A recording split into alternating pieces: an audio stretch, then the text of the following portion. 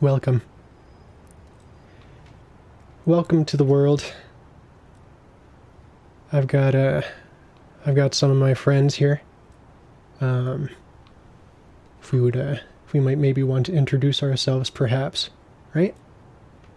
Oh. Yeah. Hello. Yeah, I can, I'll introduce myself first, I guess. Okay. My name is Max, or you can see I'm Fun Builder. I directed this game. I wrote all the dialogue in this game, and I wrote all the music in this game, and did all the sound effects in this game, and, I don't know, whole lot of stuff. But, I don't know. I didn't do everything, though. Contrary to popular belief. I did not do everything. If maybe the next person wants to step up and maybe take some credit for themselves, right? Yeah. I'm Robin, or Rice Cream, as you can see. I'm the art director for Commonplace. I did all of the 2D artwork. I did a lot of the UI resources, a lot of the concept work. Basically leading the charge when it came to the visual department, when it came to this game. Okay, yeah. Okay, yeah. Yeah. My name's Frankie. I was the programmer on this, on Commonplace. Did a lot of sort of just taking a lot of the work and cobbling it together into a game, you know? You programmed it. Yeah. Yeah. Getting that script, getting that art assets and putting it all together. Yeah. Yeah, here's the thing. Without Frankie, we are just a bunch of worthless artists who can't figure out how to do anything. Right? We couldn't put something together if we tried, and trust me, we have. So that's the three of us. It's gonna be the three of us just on the stream today. More people worked on the game than just us. I'll show them here. Everybody did incredible work. My buddies Griffin, Kat, Cameron, incredible musicians, Chelsea, Stephen, Tiggs, and Harpsona. Can't believe I got to work with these guys. Really just respect everything that they do. Also very, very dear friends of mine. Some of those people I've ever met, kind of just in my life, right? Mark Dilma as well, my buddy from a good about 200 years, a good about 100 years ago. Jumping a couple generational barriers here to help us out on Commonplace. Anyways, yeah, so the first ever recording of it, right? That's right. Yeah, I think I'm pretty sure I'm the first person to have ever recorded this piece of music by Mark Delma. He's had other music recorded, but not this particular Hommage à Memling. So, that was pretty neat. I don't know. It was neat to record something for the first time. I just kind of have to figure out my own interpretation. We'll talk about that when we get there. We'll talk about that once we see that in the game. For now, I think we can start the video game, right? Let's get into the game, shall we? I think we're allowed to start, right? I think that's okay. Yes. Yeah. Okay. I'll start it. Oh, I'll start it, actually. Okay. Into the building.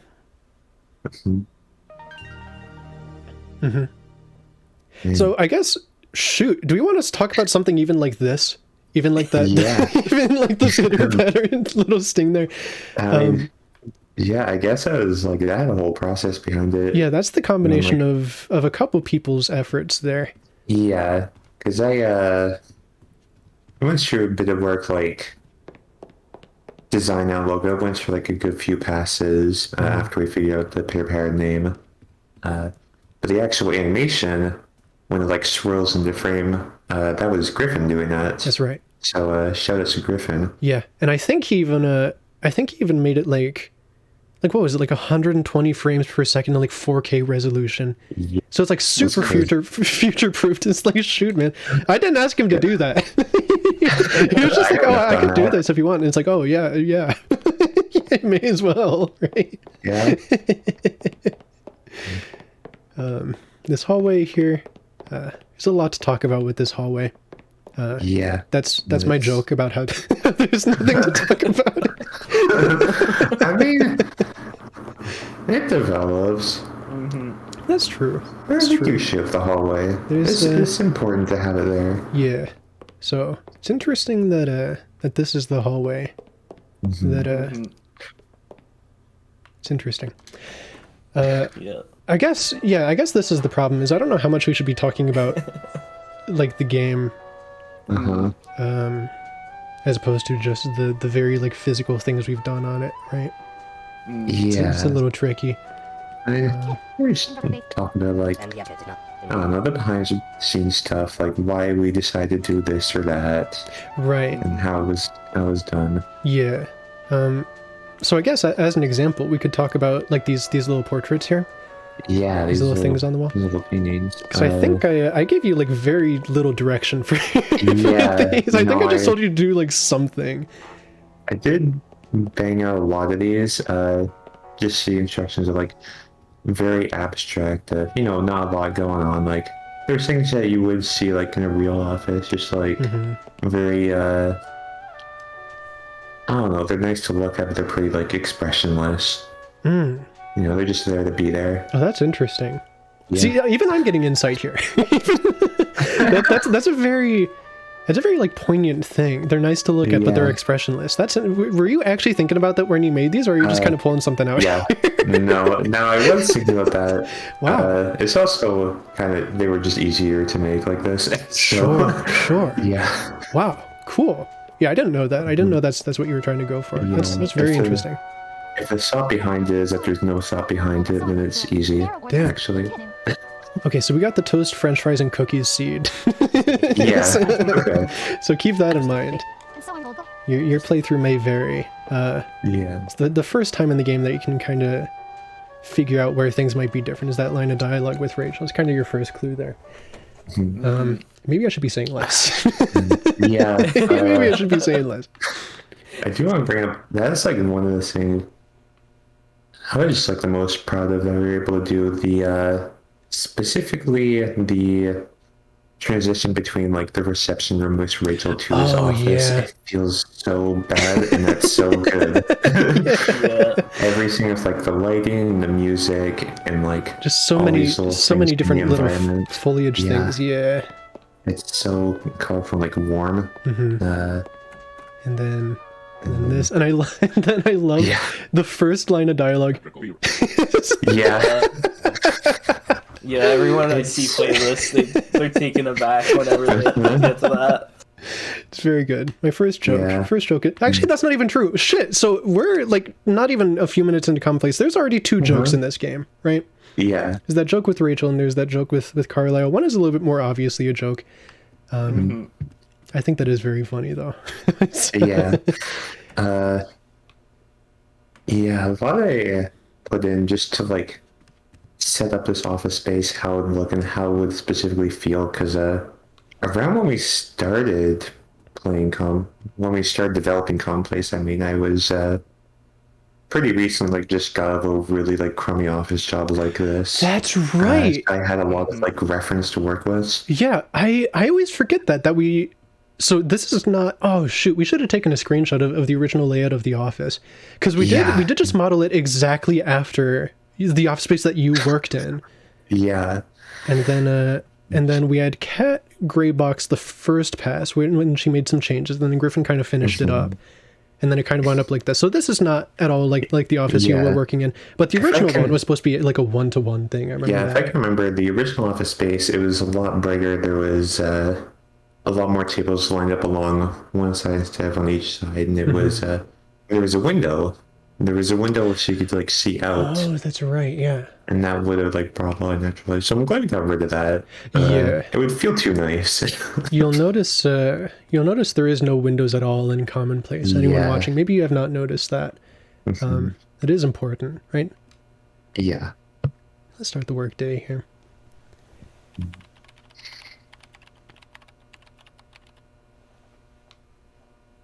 Because I guess 11:45. Interesting. Interesting. Yeah, I don't know, because I since working on Commonplace, I have found other things that are very much like Commonplace, kind of by accident. There was that that TV series that came out just last year, Severance, is very much like Commonplace. The video game Control from 2019 is like Commonplace. Yeah, I don't know, like the first act of Being John Malkovich from 1999 is kind of commonplacey. And it's like, I want everyone to know, when we were making Commonplace, none of us knew about any of this stuff. Yeah. It's looking back, it's like, man, there actually is a lot of stuff like this. We didn't know. We didn't know that. It's not like it's not like we just had this idea of the game like immediately, so like let's do something like this. It was very what Commonplace was when we started working on it was like very different than it is now. Yeah, Robin, if you want to talk a little bit about that, I think you'd be the better person, because you had the original idea and then I kind of took that and molded it into something else. I could actually pull up a bit of concept art if you wish. Perhaps you shall. Yeah. Maybe you should. Alright, so the original concept we had for Commonplace, because we were working on an earlier project, which we'll get to later. Oh, shoot, yeah. Yeah, we thought to familiarize ourselves with using Unreal just to like get used to developing a game in general, using these 3D assets and sprites and everything. We started working on a smaller game, and that kind of unfolded into a horror-like experience. It was like, in the season. Yeah. It makes something very much more horror-oriented. And it came with this first concept. This is what Silver first looked like. That's right. Oh, look at how far we've come, huh? Yeah. Wow. So it was very, as you can see from the outfit, Sam was not meant to work here. They were a visitor. They were here to get somebody from the office to like pick somebody up, and then it would kind of like unfold into a horror experience as you like went through the building. Yeah. Shout out to this lighting, by the way. Yeah, no, it's really good. Shout out to, once again, to my buddy Griffin. So Griffin is largely responsible for just about every single like environmental flourish in this game. Including things like the lighting in this kind of room. Great job. Incredible job. Yeah. Anytime I've ever seen anyone play this game, they're always like, oh wow, that lighting. It's like, that's my buddy Griffin who did that.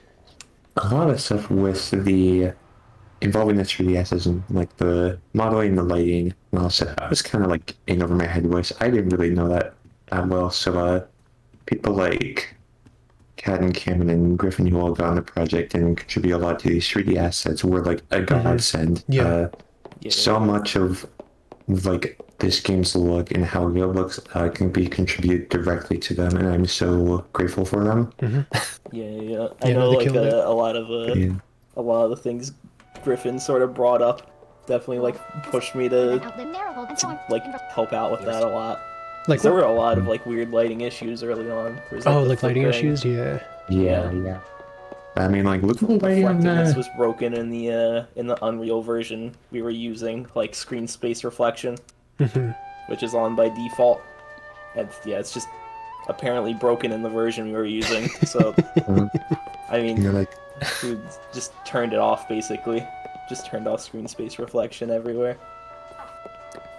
I mean, we were talking about like literally the first time we came here, just the shift in the lighting between this and the office place adds so much to the moment of it when you like get into the office. This would be so much less of like a moment. There's a difference in like the post-processing filters too, kind of squeezes the life out of it a little bit. I think Griffin was responsible for all those as well. I don't know. We're calling Robin the art director, but hopefully it's clear that it's not like she just did everything in the game. No. It really was a big group effort from a lot of people. To really, there's a lot of things that they were able to contribute that I would have never thought of, and we're just like, the game is just better for it.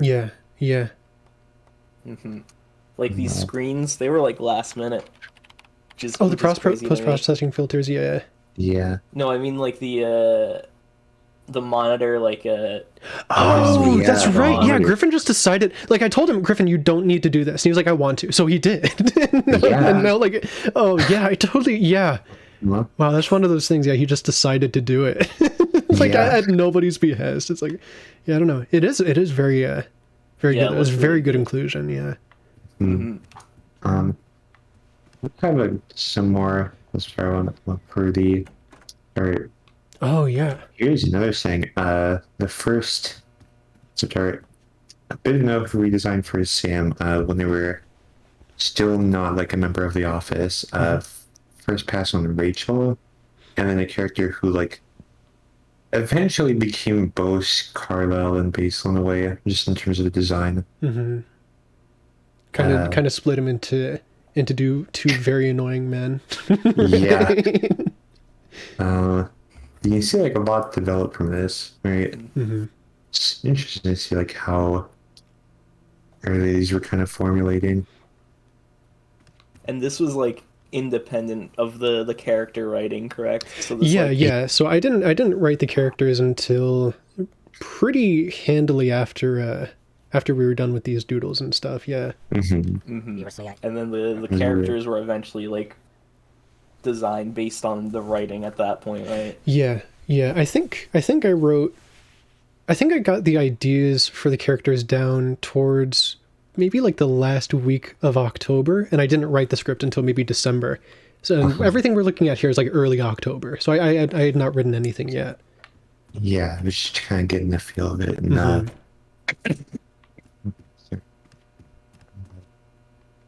here's the first Sam walk cycle. Oh We yeah, got my that- buddy. Oh, that look at thing out. that. Wait, you gotta have the character walk forward. Yeah, a little kind bit. of horrible Yeah. time to. Sorry. It's okay. Well, now we can see how it looks now. Now we can see. Yeah, very different, right? Yeah. There's actually if you went pretty far back in our Power Twitter, you could see like an old GIF where it's using another different walk spray for Sam. Oh, because that's there was right. a first set of walk sprays for every character that I probably like made like a year before I decided to change them. Yeah. And I just decided I didn't like them anymore. Just did them again. Mm-hmm.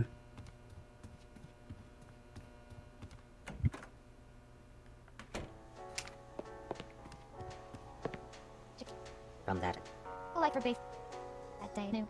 and yeah, Trying to figure out how much dialogue I should be reading in this. I think that's not really the point. But also, you know. Yeah, I do feel like most people who are like tuning in, like they've seen Commonplace. They've I hope so. probably played it. And, like, I mean, I hope so.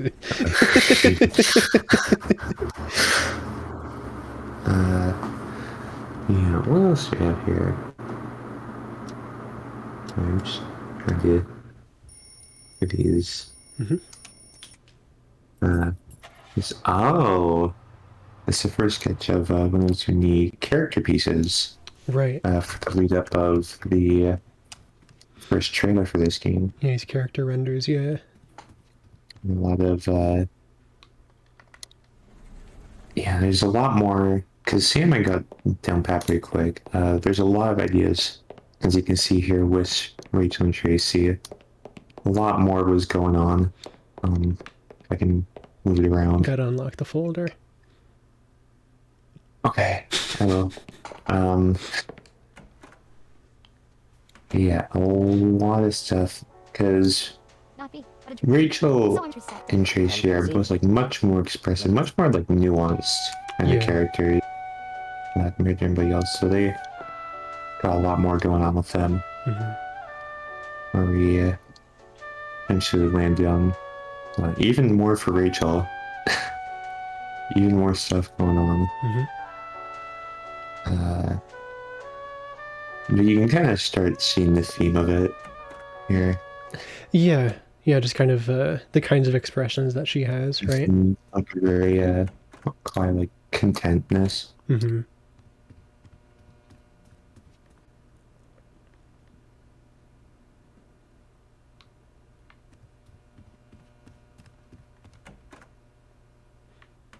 Yeah, I was doing a lot of these little sketches. And I had a few different passes on a few like more finalized ritual designs, and they were Yeah, just difficult to find a way to summarize Rachel as a character in one illustration like that. Yeah. She is a little multifaceted, right? Yeah. A little bit.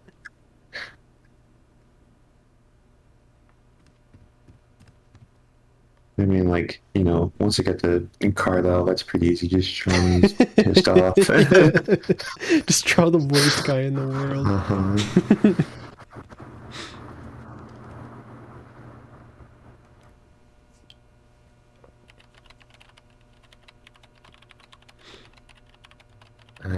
Do you have anything you want to bring up here? I feel like I'm kind of brought up a lot of stuff. I mean, I just a lot with this section. I mean, this section sort of is the part that took the longest, Mm-hmm. if I remember correctly. We spent a lot of time making sure the office like looked right and like felt right. Yeah. And there's a lot of dialogue. Oh yeah. Yeah. It was mostly dialogue. Yeah, one of the big mistakes, at least like in the development process, is sort of not building out the dialogue system enough early on. Yeah. So there's a lot of like hard coding the dialogue in. Mm-hmm. So we had a script, and it was just taking the script and like turning it into code basically. And it was not the best way to go about it. Mm. So it took really long. Next time we'll do better. Yeah. Stay tuned. We'll figure it out. We know more now. We know more now. We used to be at. My God, do we know more now? Yeah. Perhaps too much even. Uh-huh. But at the same time, maybe still not enough. Well, I guess I'll find out. Yep.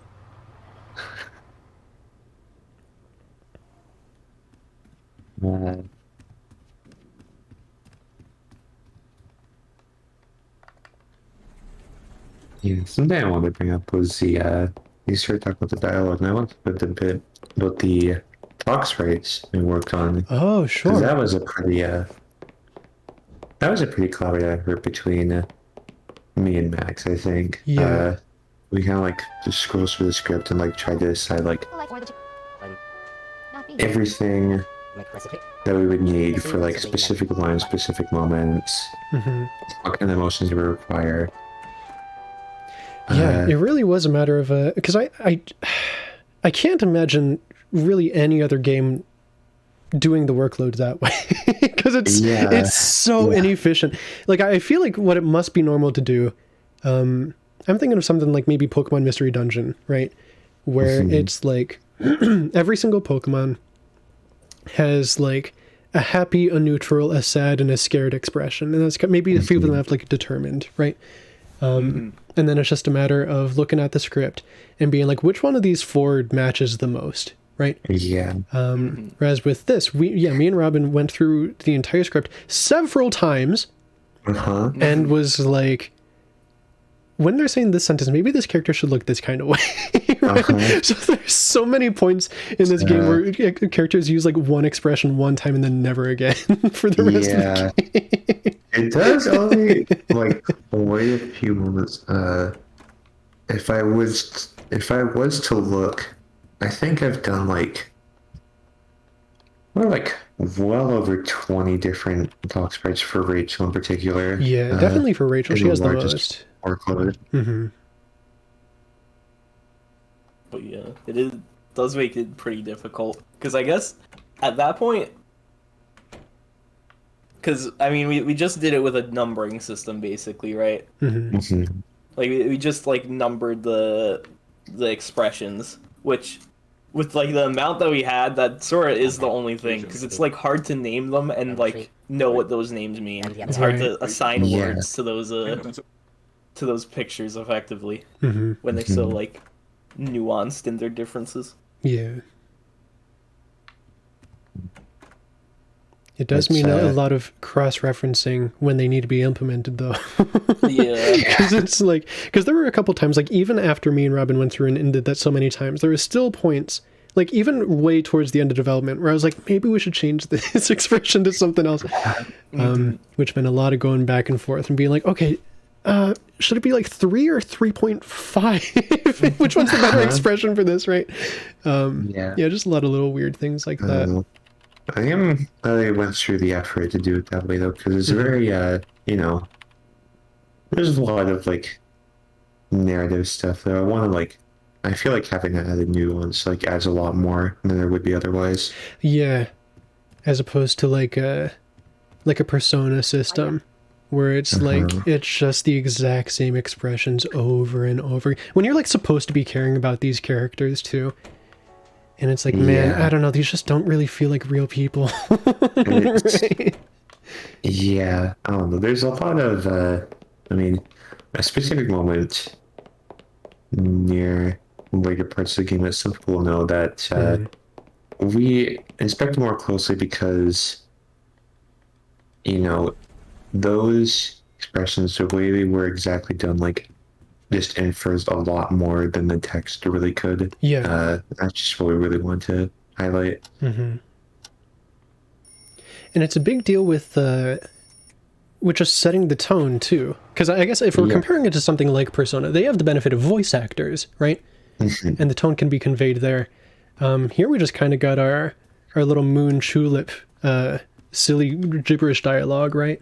Yeah. And it's like there's not much like emotionally that can be conveyed through that, unless I wanted to go a lot crazier with it. Which, frankly, just doing even what's here was a little too annoying. So I didn't really want to do that. But yeah, so to pick up the slack, you know, we need a lot of expressions here to kind of help sell those subtleties of the dialogue, right?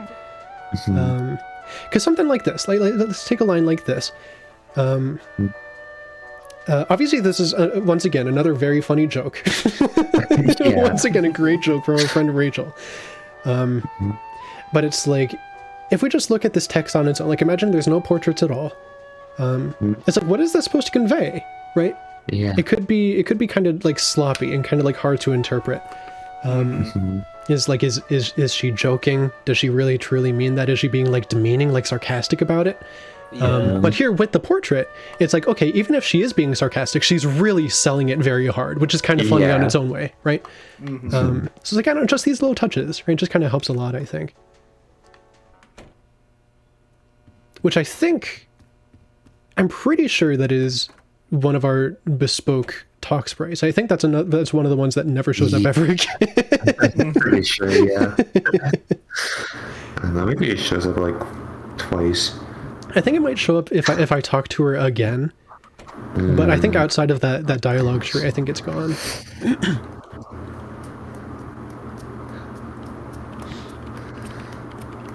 Yeah. See, I do have some such art of when we were trying to figure out just the dialogue boxes in the first place. If you want me to pull that up. Oh, sure, yeah.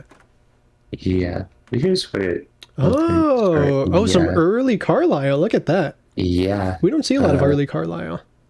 This is really using a much like harsher sprite for the actual text box, which I'm glad we changed.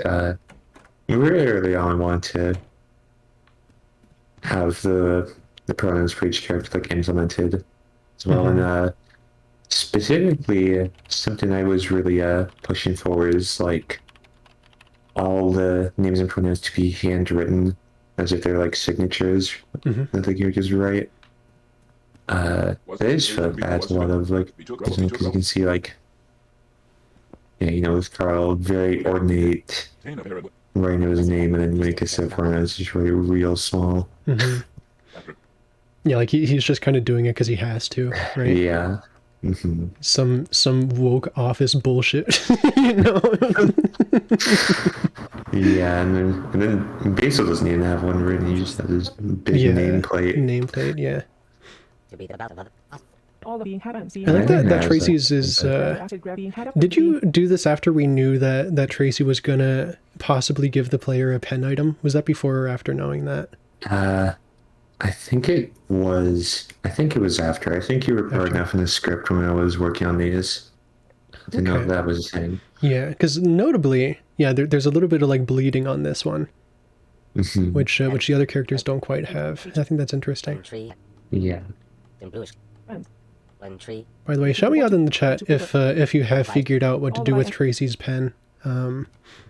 There's a lot of little tiny non-puzzles in this game that I'm not sure how many people have quite figured out.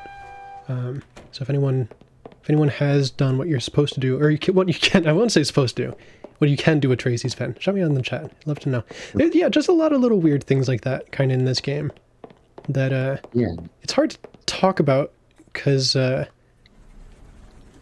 know, I want people to figure that stuff out on their own, but at the same time, I want to know who's done it. You know? Yeah, it's, yeah, the mystique of it. Mm-hmm.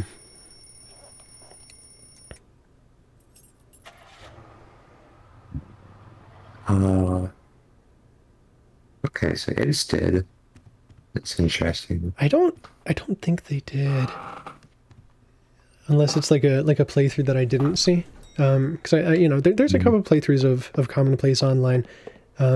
All of those, the ones that have been recorded and are available online, at least that I've seen, all of them do pretty much the exact same, like, identical things to each other. Which is, in a game so full of stuff like this, it's like, man, I get worried that maybe people are gonna, oh, Tracy's here today, that's right, what up? Yeah. My friend! another fight. One tree, now Another here's fight. from that shit to know. Did each of you head up with you turn up with you? Oh, I forgot to turn that off before the stream started. I forgot to turn off the part of my brain that feels the need to splurt back out the exact same voice lines these characters say.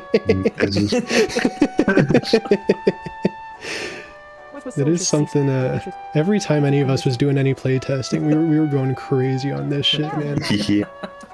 They're very fun. They're very fun little dips and pops. Yeah. Hey.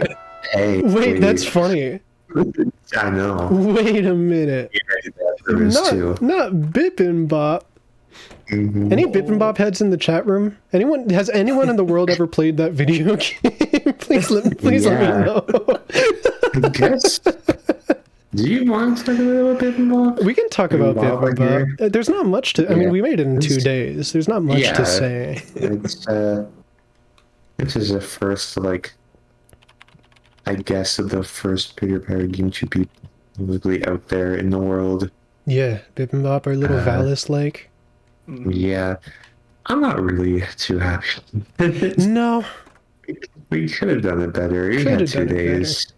and it was a very fraught 2 days. It was a lot of just trying to scramble and get things together that for some reason just were not together. Yeah, because I mean, we brought along this game, like, how much attention was paid between myself and the other people who worked on the visuals of this game to, like, make everything feel right. A lot of attention is brought to that. If you play Bip and Bob, you can kind of tell that there wasn't, you know, you can really tell that the sprite art and the tiling in the background were all done by different people with very different visions. Yeah, there wasn't really time for cohesion. Yeah, It was just, I think Cameron, we got on in like literally the last 24 hours. yeah. And it's like, okay, here's the project. We need you to do all this. And he's like, oh, okay. Yeah, it wasn't too great. No. I think the music's good. Yeah, the music's I think the good. music's all right. I think the sprites are good as well. Oh, yeah. Yeah. Yeah, the kind of the first.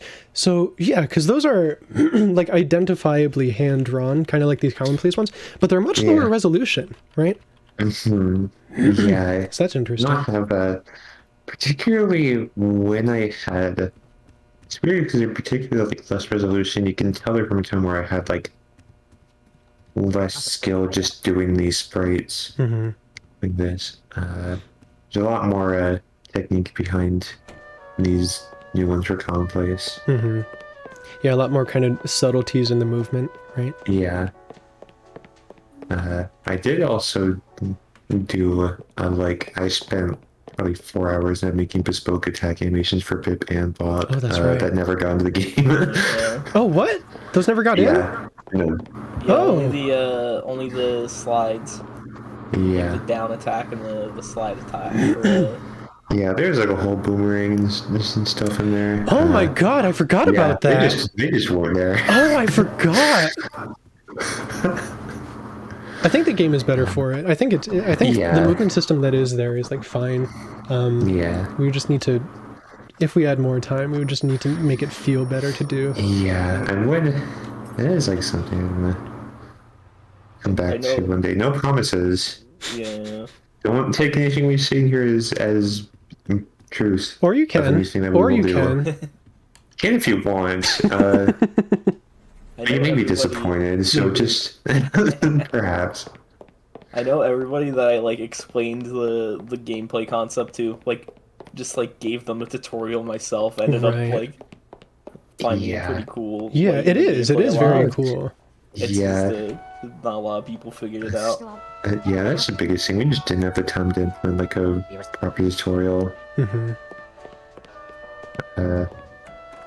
So everybody had a Cuphead moment. Oh, look at this. Look at this bespoke screen. Oh, yeah. The redness. What was solely it gradually RAM malware. turn off it. Scans, threats. Oh, these are some nice buzzwords here, Tracy. For their turn off it.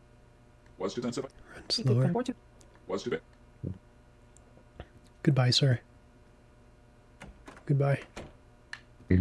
Tell me what's on there, my friend. Please tell me what's on there, my friend. Entry Separately by it gradually Firewall, tampered with, okay. to be touching me. Tell me. Oh, that one. Huh. So keep note of anyone watching the stream. Keep track of those numbers for me if you could. Yeah. Or actually, no, we're not going to be getting to the point where those are going to matter. Maybe I'm saying too much. Maybe I'm saying too much. You kind of peeking behind the curtain a little bit. Yeah. How about, dear viewer, when you decide to play for yourself, remember those numbers. Play. If you want, Commonplace. right? If you want to, Yeah. if you want to remember them, you can. Oh, it's time for lunch. What do you guys have for lunch today? It's just after Thanksgiving here. Oh, yeah. Well, Oh, not for Thanksgiving you. For me. Not for yeah, you. it was like early October for me. For lunch today, I just had, because I went grocery shopping yesterday, I had some ramen, some potato salad. Word. Real good. Yeah, we're still coasting off of that Thanksgiving din for me. So I had I decided to forego the turkey. Wasn't in a turkey mood today. Yeah. But I did get obviously some of that classic stuffing, right? Green bean casserole, and my mother makes this excellent like mashed sweet potatoes with like a mushroom, or no, not mushroom, like a marshmallow kind of like a marshmallow crust on the top, and it is decadent. It is excellent. That sounds really good. So I had those, and some cranberry sauce too, of course. Couldn't forget that. Unfortunately, it is not lunchtime anymore, so we'll never know what Frankie had for lunch. Yeah. Maybe tomorrow. Oh, yeah. Maybe tomorrow we can find out. No, it's fine. I skipped the lunch. What? Oh. I'm just gonna go ham on the turkey sandwiches later. Go ham on the turkey. You're gonna be so hungry yet. No. Yeah, no, we're not even done like the first part of this game yet. don't Yeah. worry. Frankie, This we're is gonna how be it here is. for hours. Yeah, that's fine. I had breakfast. What did you have? All right, wait. Don't tell me yet. Oh, It's not. not We're not breakfast. allowed to eat yet. what do you think Sam had for breakfast before going to work? For breakfast? I feel like I could just have some toast with jam. Toast and jam. I'm thinking something like that. I was thinking Cheerios. Maybe You know. like Cheerios, no milk. Yeah. Just like one of those sad little like packs from the grocery store that's got like dry Yeah. cereal inside of it. Uh-huh. It's like, man, I never really understood the point of those. You do you know what I mean? Like those little... They're like the... I think they come in like the same kind of weird little pouches as like applesauce and stuff. Like it's the same kind of container as those. I would have stuff like that in like 4-packs to take camping. For That's what I've camping. used them for.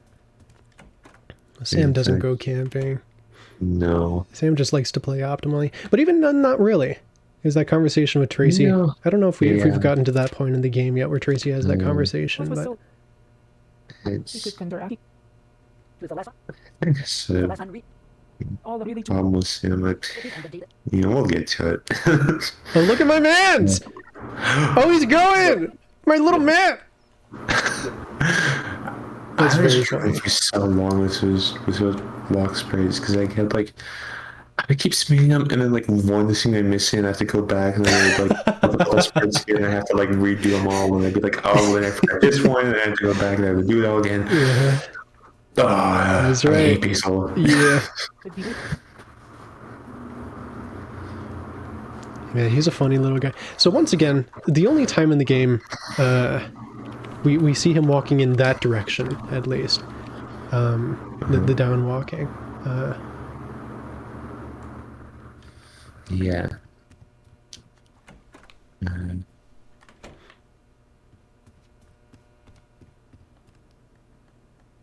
Okay, Frankie, now you can talk about your breakfast. What did I have? I had egg sandwich with pork roll and... Hurry up, we're almost done. Yep, Hurry up, we're almost I said done. it. I said it. Wait, did not catch. Like no, egg sandwich with egg salad. Yeah, egg sandwich with pork roll, onion. Shoot. That's really good. Pork roll in the morning? Yeah. My god. I just had Oh, I have checks. I haven't. I'm not saying you couldn't. It's not an experience I've ever had, no. That's how we always do it. Is it a New Jersey thing? I've always thought pork roll is only a New Jersey thing. No. Okay. I was told my whole life that this is the only place in the world you can get pork roll. No. No, this shit's everywhere, man. No. What's Rachel got to say today? Oh, this is good. And yet, I like this dialogue a lot. And so, through all. make recipe idea for The life at sound inverted sound not be. To kid or the narrow truth not be or the inverted. That's right. That's great Mhm. dialogue. And so I'm then outlive not be. I feel too.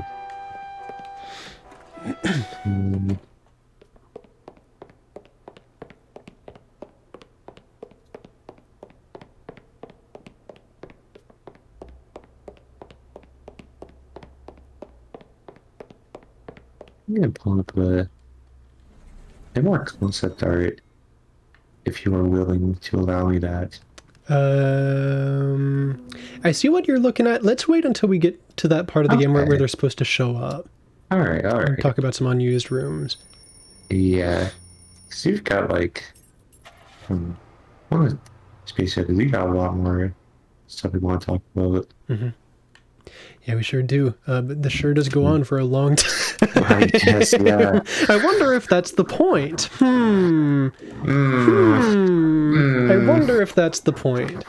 You wouldn't hear it from me.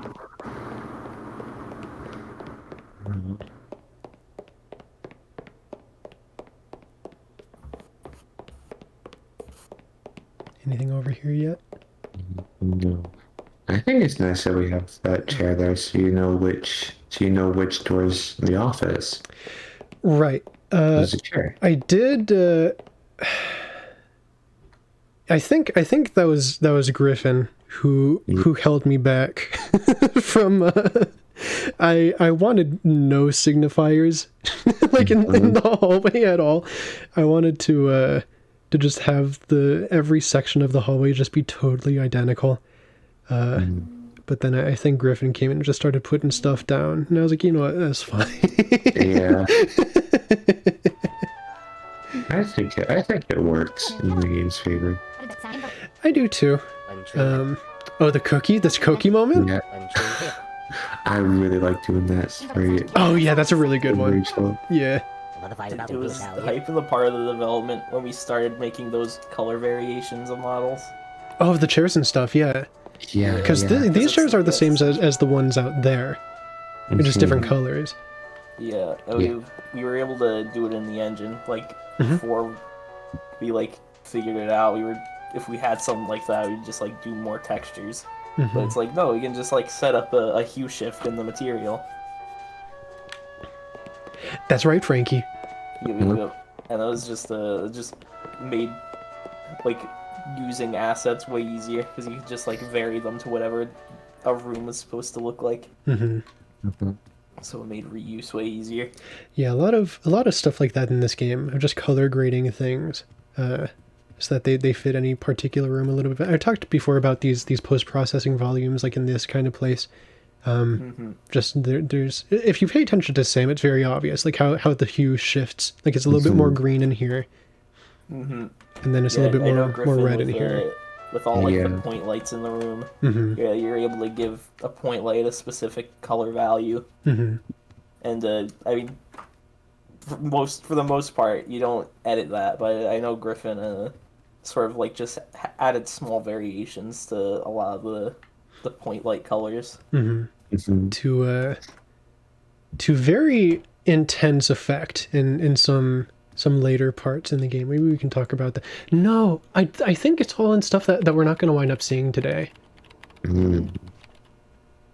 I'm thinking of one room in particular that, yeah, if we decide to stay with Rachel, which I think we kind of have to. Yeah. Again, this goes back to all the playthroughs that I've been seeing online. They all do the exact same thing. They all play the game the exact same way, and then they end it the exact same way. And it's like, man, I guess that means I'm not allowed to do anything different either. So I wouldn't want to be the one to show everyone all the weird new stuff, you know? Yeah. That's Yeah. wrong. Mhm.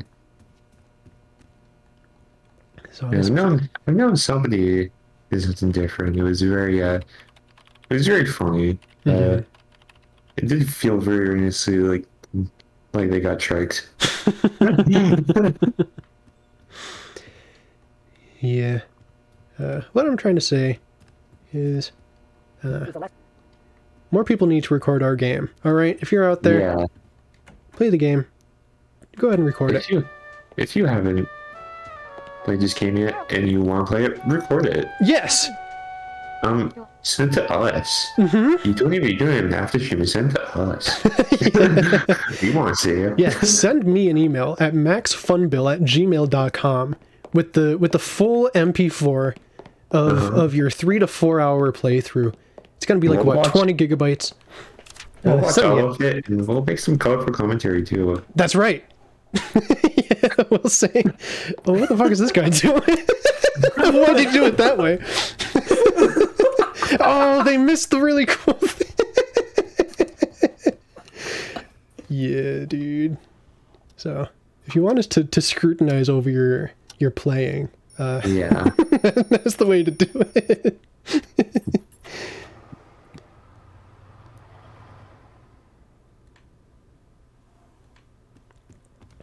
What day are we on here? 17? What do you guys think about this wafer cookie, by the way?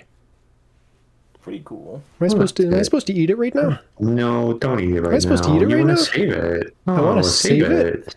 Yeah. I'll save it. I'll save it if you really want me to. Save it for when you're really hungry. You have your lunch right there. When I'm really you don't need hungry? it. Yeah. Hmm. Maybe one day you'll forget your lunch and that's all it'll have. Maybe you're hungry for a little morning snack, a little morning meal. Mm-hmm. Okay, this is not a meal. Let's get one thing clear right now. It's not what that is. And if you think it is, you're the problem. It could be. Just one of these? Yeah. I don't know. I mean, I'm not trying to sit... Like, I've had bad breakfasts before. Not dissimilar to what we're talking about. But it's at least, like, maybe 5 or 6 of those, right? Not just one. One isn't enough. You have one, an orange, an apple. Okay, do you see how this is very different than what you just told me, Yeah. though? That's a lot more things. Oh, someone loves Sam. That's incredible. Yeah. I'm glad. Mhm. I can think of at least one one piece of writing we have gotten regarding Commonplace where that person really did not like Sam at all. Yeah. And, I feel like kind of a way that Sam's written kind of makes him hard to love.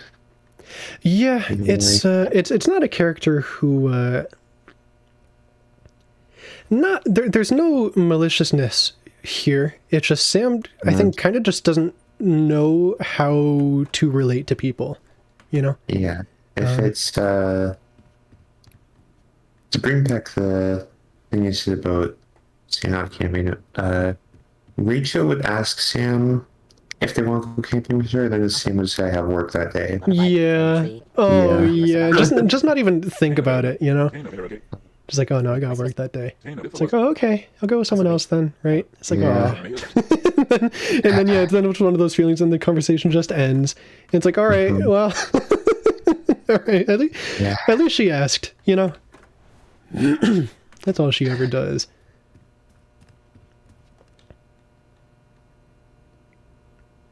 Man, we are one step away from me just coming up with fucking, what is the game called? Commonplace. Commonplace? New Commonplace dialogue. I'm just better to write some on the spot here. Yeah. Because it really is like, that is just kind of what this game is.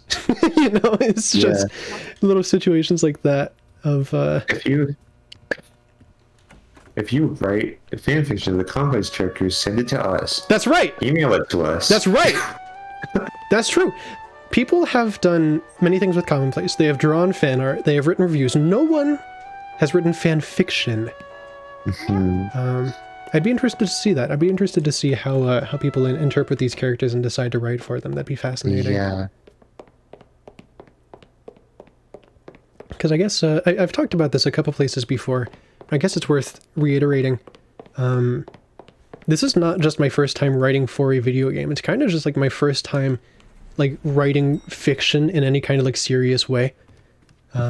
Like with the intent purpose of like showing it to people. Because I mean, you know, I like everyone else, I wrote some shitty little stories when I was in like middle school, right? But I've never really like tried to sit down and like figure out characters and write scenarios and stuff in any kind of meaningful way. So I don't know. I mean, yeah, like that person in chat who said they love Sam. It's I don't know. That's it means a lot to me that people are able to find anything at all that means anything to them in something like this, because it's you know, it's my first time trying to do something like this, and I don't know. I guess I didn't do a horrible job. You know, didn't do that bad, which is that's nice to know. I'm glad, you know, people do like care about this. It feels good. You know what? I would be very earnestly interested in seeing how somebody would write a baseless Carlisle fic. Like genuinely. They're the two of those, they're like the least written for and like developed characters. And they're both like, I mean, Rich Carlisle outright legacy as a life, right? Yeah, we never learned much about Basil though. Yeah. We gotta see how it'll work. And also the dynamic of it is, how are they working around that? How are they getting the boss worker relationship to work out? And evading suspicion of the wife too, of course. Right?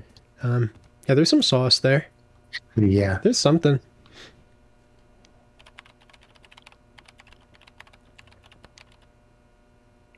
I don't know what old ass men from so, like a new one? Is there old ass men in that new Pokemon? Yes, there's some new old ass men in that one. Are they cool?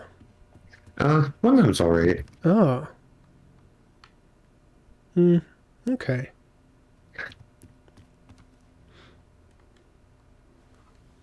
Kabu is from No, that's from Sword and Shield. I was thinking of let me just send you a image so you can see for yourself. Yeah. And then I will put them on the stream. Yeah. Yes. Please. I will do that. This is the one I was thinking of. He's alright. Okay.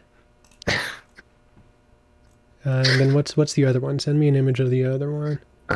Yeah, let me get the other one. So we're talking about this guy, right? We're talking about this guy here. Yeah. And here's the other one. okay, some other guy. I'm gonna get him up on screen here. Yes. And then also that guy, right? So They're pretty basal and curl core. I guess a little bit, yeah. I guess a little. Mm-hmm. Anyway, back to Commonplace. Yeah. Okay. Yeah, that could get us good. What am I doing? Oh, I got so distracted by the men. Okay.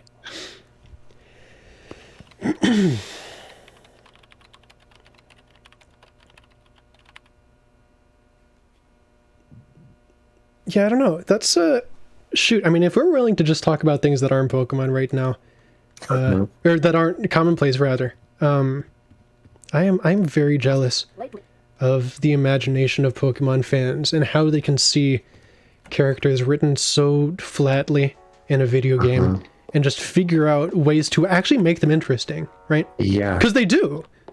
Like, there's a lot of fan content out there, and it's like a lot of it is really, really good.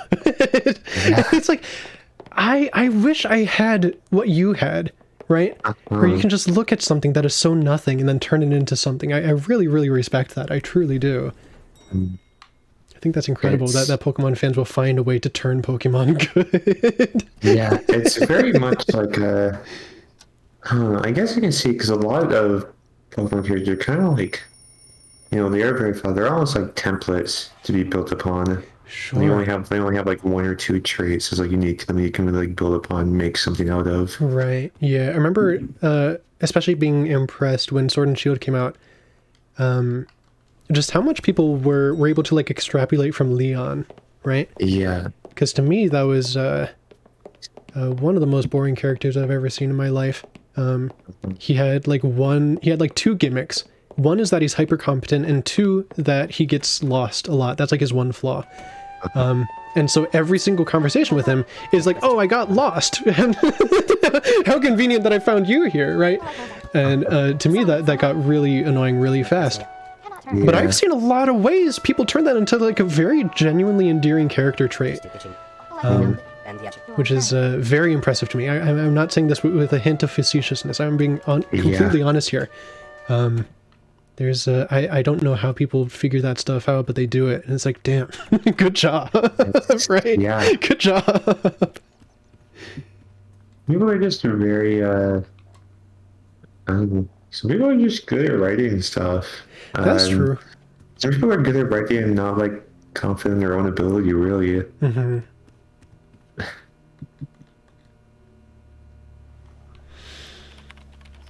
Yeah.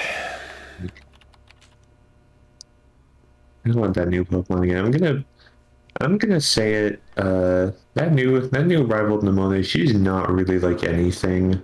Oh, is she of a bad? character. She's not really anything at all. Her whole gimmick is that she's very hyperactive and she likes to battle a lot. Okay, so just like everyone else. Again, I mean, yeah. Once again, all the fan content I've seen of her is like really interesting. Like makes her much more of an endearing character. I like her design a lot. There's a lot of really good designs in that game. That new one. Yeah. I guess that's what Pokemon's good at. Like their entire franchise is built on good designs. I mean, yeah.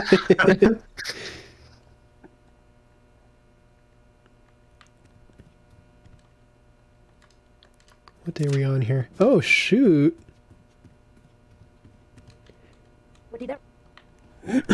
We're almost onto the next part of the game, everybody. Are we all excited to finally get some new development insight? Man. Grusha made me sad. I got the Grusha in that game, and it was very Like they built him up very much to be like, you know, he used to be like a pro snowboarder, but then he got in like a big accident and like can't do it anymore. That's been like wearing him down. And that sets up a lot to do. That's interesting. Then he gets like 2 lines of dialogue in this and you find him and it's over. Yeah. Together to be the idea. So this is once again another one of my favorite pieces of dialogue in the game. Rachel just kind of goes crazy listing all the dogs. And yeah. And then Sam just kind of chooses one that she says.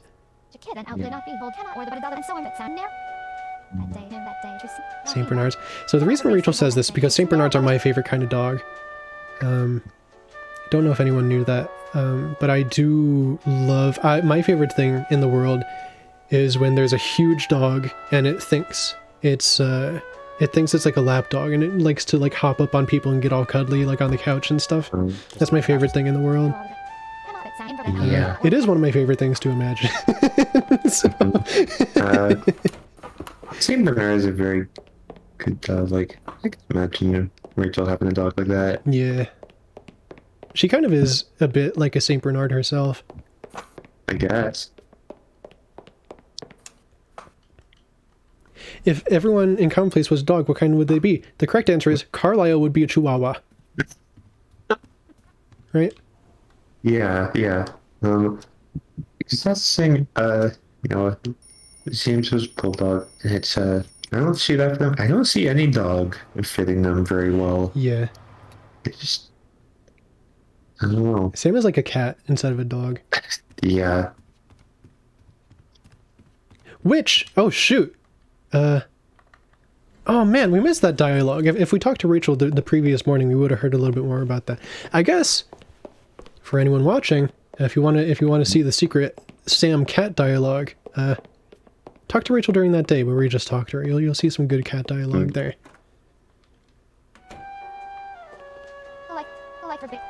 One tree. No, I don't think Basil would be a pit bull. They're like they're so silly. Yeah, They're pit so bulls big, are they're very so sweet. goofy. They're very sweet Yeah. is the thing, pit bulls. Mm. Basil? Let me look up ugly dogs. I think he'd be like a Yorkshire Terrier. Think You know, so? I think he'd be one of those little scruffy guys. Yeah, I'm thinking very much like a smaller dog is very like, yeah, just very pampered. Yeah. Like a Pomeranian They too, can't maybe. do shit. Yeah. Yeah.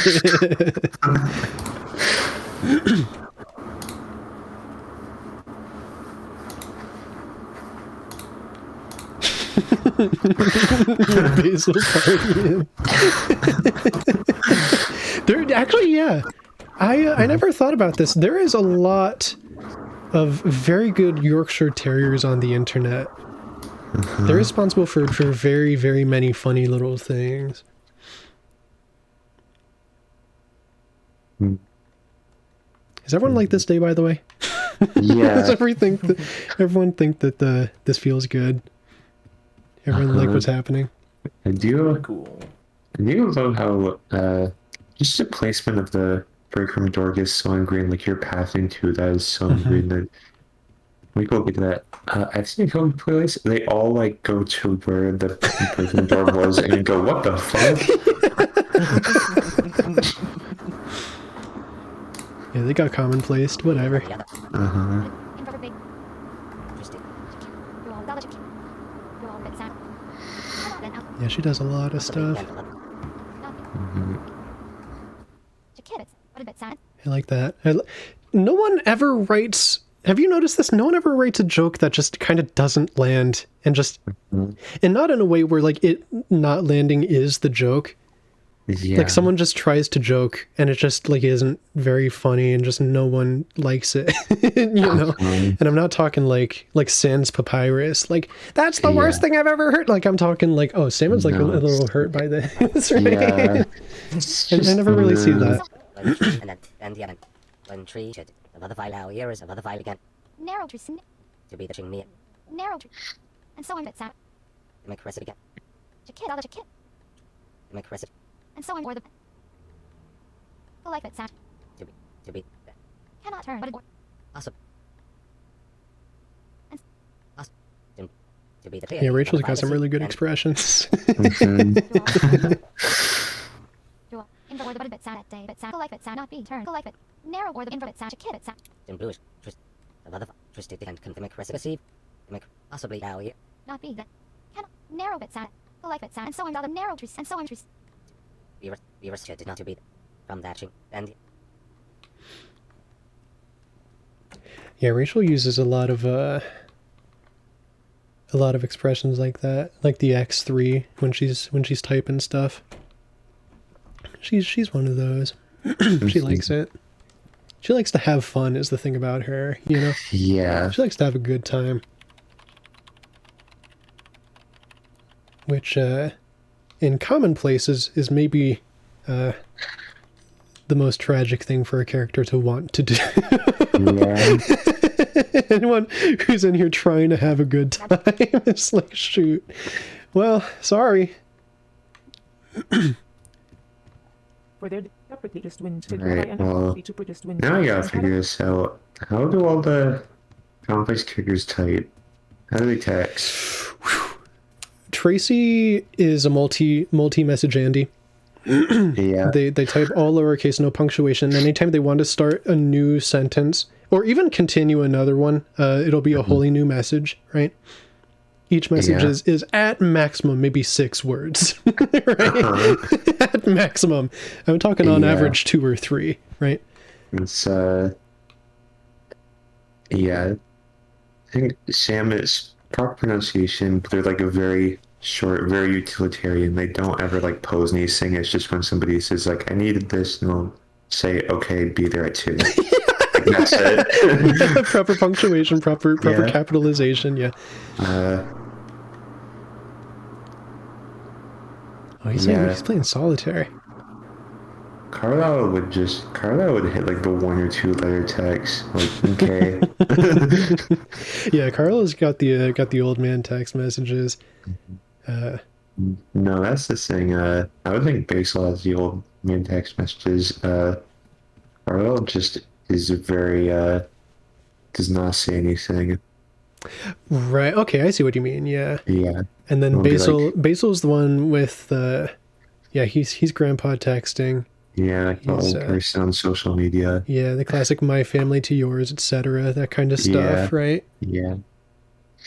They'll send everybody in the office a message that's like, if you send this to 10 of your friends, you'll get good luck next week. Oh man, he needs it too. I mean, that's the thing. A lot of the dialogue in this game is kind of poking fun at Basil. Yeah. And yeah, he is shitty, but it's like, man, he deserves to be happy just like anyone else. I don't know. It's not personal. Does Basil even have 10 friends? Okay, Yeah. okay. So first question of the chat that we will answer today: does Basil even have 10 friends? He has 10. He has 10 people he thinks are friends. Yeah. I'll put it that way. He thinks he has 10 friends. I feel like he's like, he knows a couple people from an old workplace from like 20 years ago that he like keeps up list. And then he just kind of like he's kind of like Michael from The Office in a way where he just thinks that everybody in the office is his friend because he's their boss. Right. And like, And they all have to report to him. no one can say no. Right? Yeah.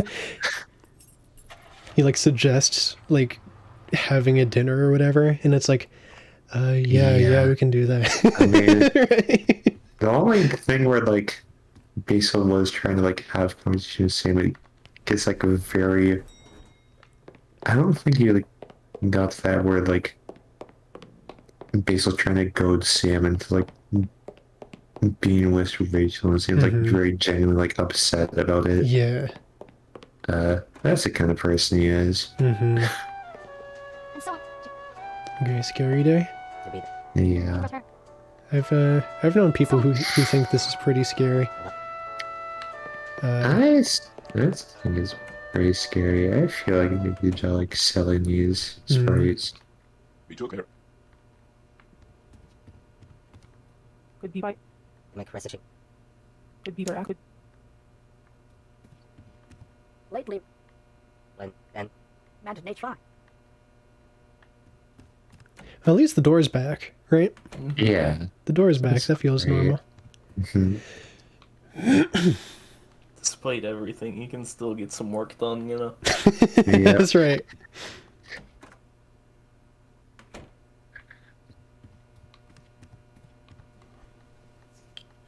I don't know if putting a huge smile on your face is the right move this day, but I'm glad you liked it. I can imagine insofar as like, because I'm this kind of person too. When something feels really wrong and awful, I love it. Yeah, I love that stuff. No, I get it. I was getting like, I would see like the Rachel face and be like, ooh, sorry. The day sure is putting a smile on the other people's faces. That's right. Yeah. That's true. That's true. Yeah, the rare Carlisle smile. I think there's only one other portrait where Carlisle is smiling besides this one, and it's one that is on that's screen pretty cheating. for less than a full second.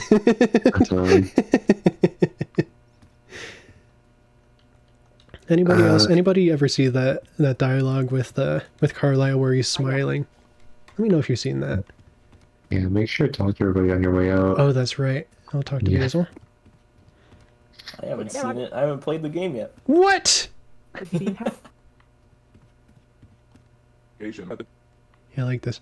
I remember, Robin, even when I just showed you the Google document and we got to this day, and it's just and it's crazier on the document because it's just every line is all right next to each other, right? Yeah, It's Basil see tomorrow, Tracy see tomorrow, Carlisle see tomorrow. It's all right there. It's like, oh, and then that's the end of the script. yeah, it's freaky in the document. Yeah. I guess it's freaky in the game too. But you can maybe we choose did. not to talk to them. I did have to remind you to talk to them before That's you right. left. That's right.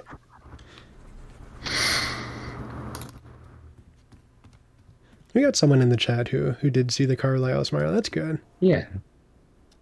Very cool.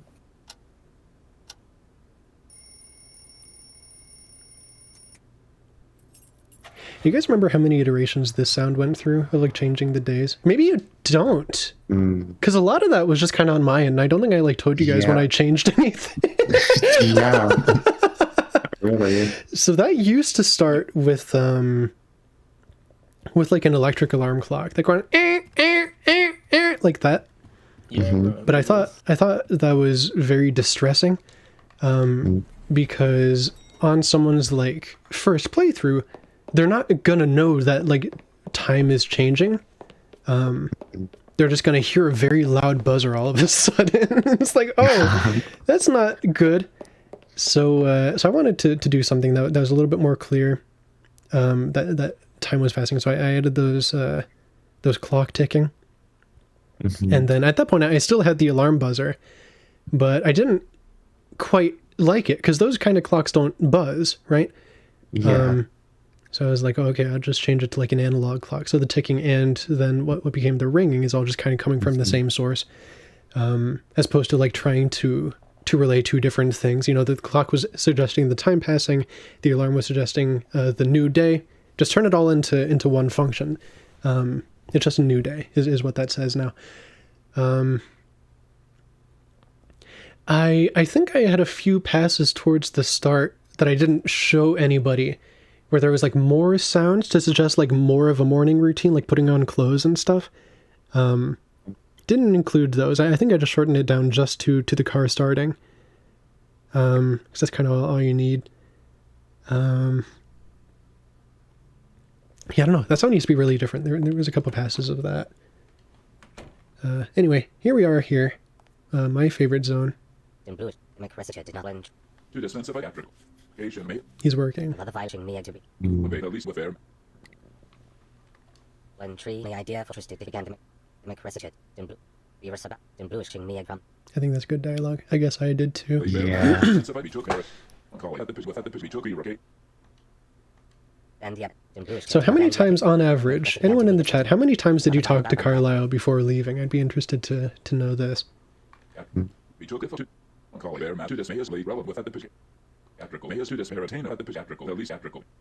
That's good. Because that's like, has he walked in a lot, or does he just never kiss his wife? Right? Yeah. I like that dialogue a lot. Oh, fucking. First F-bomb of the game. Only? No. No, not even the first. Not even the first, actually. No. Yeah. There's a few. I remember especially those angry Carlos Rice when there were a couple passes, because they were a lot more grotesque in the depiction. They were very veiny. Yeah. He was really trying to sell that he was mad in it. And you had to shoot me going, you're like, this is a bit too gross. Yeah, I think other people would have been fine. It's just to my particular taste. I think stuff like that is pretty gross. I want to tone that down a little bit. I'm glad they changed anyways, because look at the old ones, and they're just like, I don't know, they're too intense for what the dialogue calls for. Mm-hmm. Anybody ever checked inside? Has anyone ever checked inside this trash can during a playthrough? I don't think they have. I don't know if anyone ever realized they can even go back behind. I think everyone just talks to Carlisle like once or twice, then leaves. Yeah, But here's stuff here, you know. I will not show you it. if no one else has done it, I won't do it. So the door is gone, right? So now just kind of out flat on your ass. It's like gone forever. Yep, Carlisle's gone forever. You'll never see him again unless you play the game a certain way. We won't be doing that today. I don't think there's any recordings of that on YouTube or Twitch or anything. Yeah, so find out. What I'm trying to figure out right now, Frankie and Robin, maybe you can help me out here. How do we handle this part of the game? Do I solve the puzzles, or do I just pretend like I don't know what I'm doing? I mean, I think it's fine to solve the puzzles. It's fine to solve the... I want to go in specifically rooms that we have like stuff to talk about in. Yeah. Okay. Yeah, rooms we have stuff to talk about. So I'm trying to think of what those would even be then. Thinking about the cubicle room in particular was the first one I thought of. Okay. That one's got a lot of... This one like went through a lot of work to get it to function. Mm-hmm. So you want to talk about this a little bit then? Yeah, I feel like I could have more to say about, because this is much more, particularly in a lot of like Frankie and Griffin's hands more than mine. What I know is we want to have this room. It was just like these cramped either cubicles for as far as you can see this massive room. There's some big cubicles, and you can only like see from here. I wanted this room to be bigger. Yeah. I wanted it to go off to the point where you couldn't even like see where they end. Yeah. But that kind of wound up not being possible. Yeah, because there's where the problem came in, because you started this room, all the cubicles were just like placed objects, and obviously that would make it run really slow. Start having to get shit where like I think it's like one object you take like a screenshot to like make the illusion of a larger room. Yeah. So we placed Sam exactly in this spot, and then we took a screenshot. So this you can kind of tell when I try and jiggle the room around a little bit. But since the perspective is so perfectly locked to just this space, this is just like a perfectly flat 2D texture. But it is. I think it's very convincing. And there was like some differences in how he wanted to handle it, like over time. Like I think at first, like the beginning of the room would have been modeled. That's right. But at some point it would become 2D. That's right. Yeah. Yeah, because when you have that, there's more leeway. Because there's like, because the perspective only changes much at the beginning of the room, where you can like see a lot of the detail, but further out you can't. So you would be able to like get like a rendering of like a basically an infinite room, Mm-hmm. and just screenshot that. Yeah. But we ended up going the whole way. It ended up being easier to coordinate. It would have been hard to coordinate that. Mm-hmm. Yeah, and then we just made it so that, very conveniently, I don't think we had to change anything about the model of the cubicles in order for this to, like, make sense for Sam to be trapped and, like, not being able to move at all. So it just very conveniently wound up, oh, well, Sam can't really move around in this space anyway, so if it is just a flat 2D texture, nobody will notice, right? And I don't think anyone has. If anyone has noticed, I have not ever heard them mention it or tell us about it. But it's true. It is just a flat 2D texture. Yeah. Very funny. Our best joke yet. No one will ever know. Yeah. So I'll get this, I guess, in case we want to do this. I like this room. I like hanging out here. Yeah, Yeah. that's cool. It is very much like the very constrained space. It is like a kind of under the stairs type of room. Like some place you would just go off to that has like no space to really do anything within. Right. But just feels like a chill spot to be in. Yeah. And I like the idea of, like, there's just a cubicle here, right? It's like, who comes in here to use this? Yeah. Who comes in with a cubicle with nothing on it? No furnishings elsewhere around the room. What is this for, right? Yeah. That's the kind of stuff to start asking about here. I won't tell. I'll never tell. Some questions to be thinking about, though. Should I go in that room? Okay, so yeah, I guess yeah. Let's just go in all the rooms that we see. Just Why check not? out the rooms. Yeah. So, closet very similar to the one Carlisle is in. Obviously, not quite. Carlisle is not here. Yeah. There's no papers on the floor. You might not notice this. The boxes are in different orientations. So not the same closet. I've seen a couple people play through this game and come into this room and be like, "Oh, it's a closet Carlisle was in, but he's gone." It's like, no, it's different. The boxes are different, right? Maybe we could have made it a little bit more obvious, like move this trash can over to this side or something. I don't know. Not the same closet though. I just remembered one of the ideas I remember having for this part. With the Carlisle sitting there. I was thinking about maybe they take that seat that's sitting by the office door and sit in that. Oh, Yeah, they're right, going like it's against moved that. into there. Yeah. Yeah, I think it was just because for like clarity or whatever.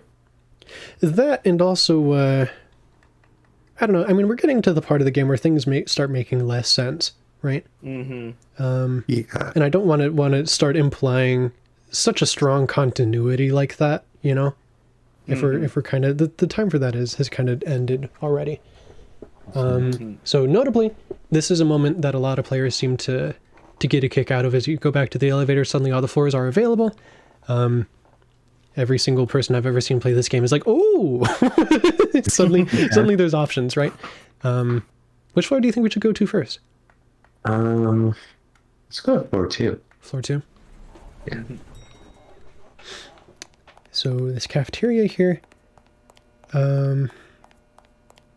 This weirdly went through a couple iterations too.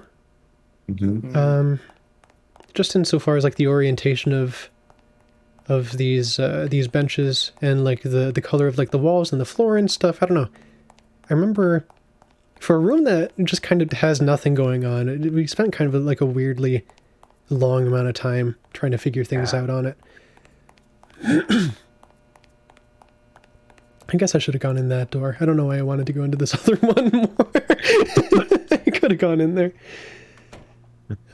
This room, light bulb. I wonder what to do with it.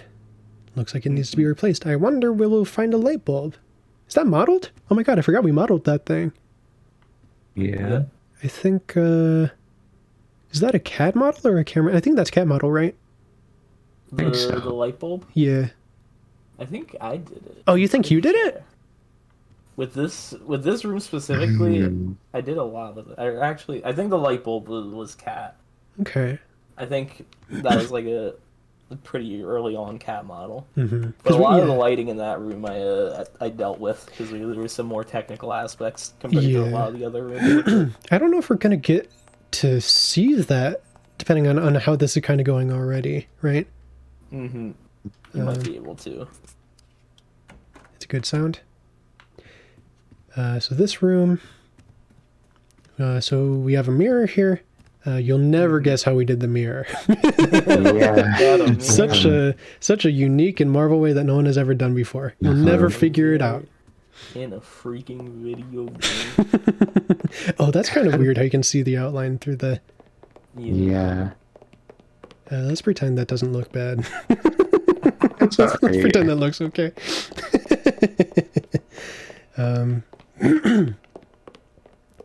So, anyone notice anything different about these punching bags? If the answer is no, I will leave. I know it. What's I know weird? What's it. weird? That one has a rope. What in the heck? I wonder what I can do with it.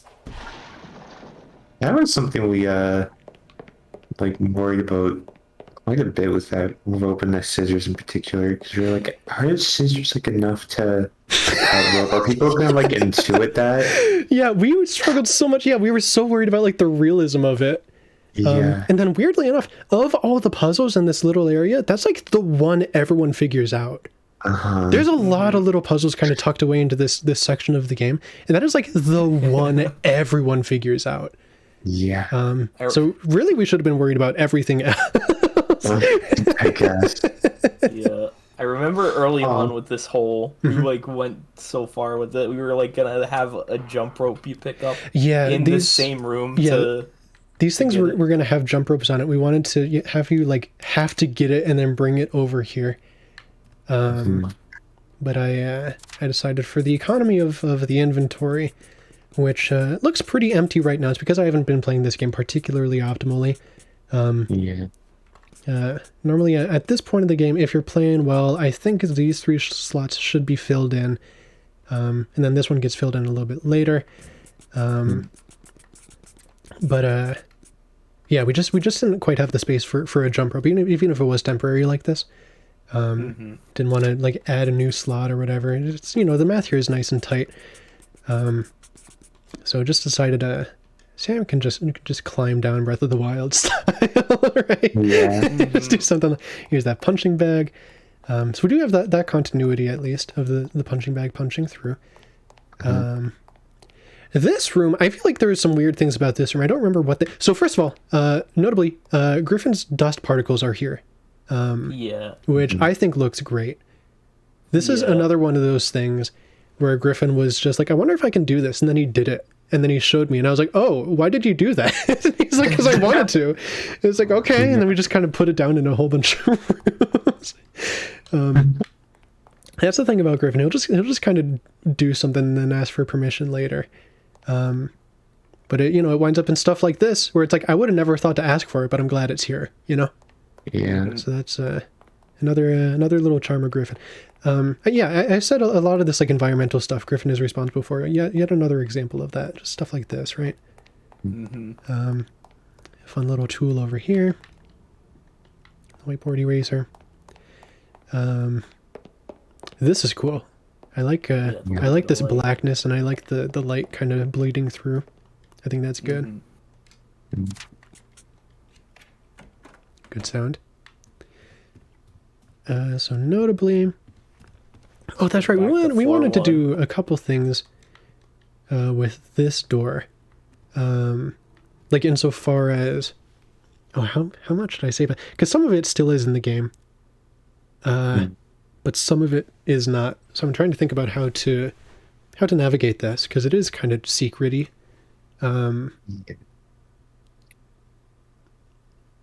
I guess that's where I'll leave it. There's supposed to be more with that door, but instead there is what we have.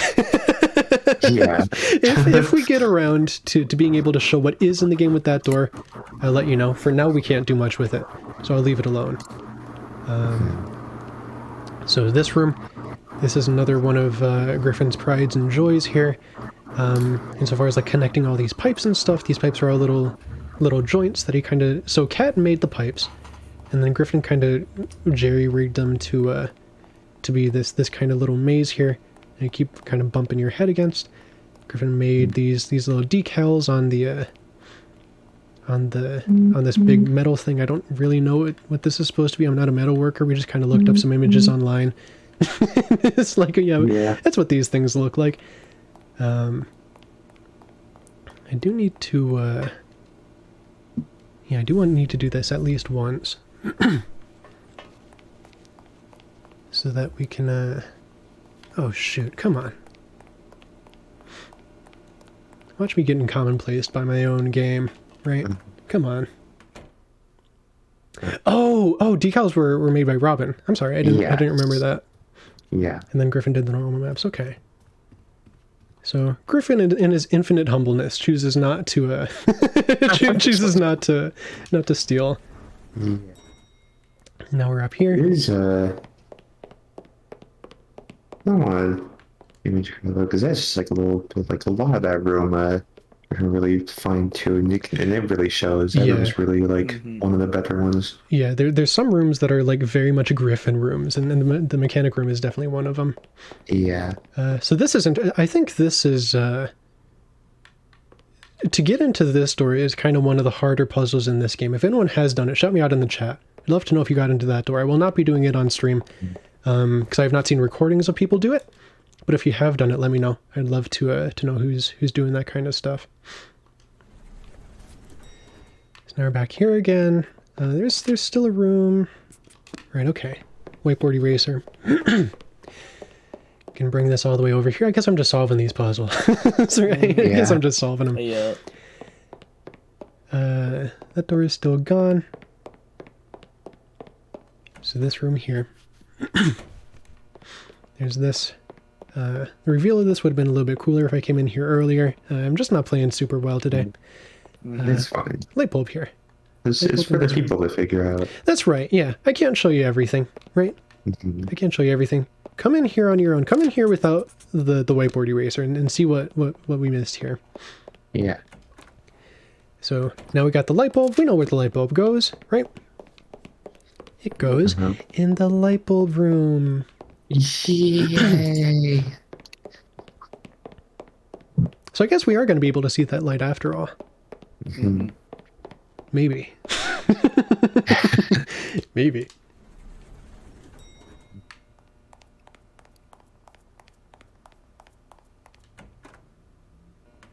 Okay, excellent. Yeah.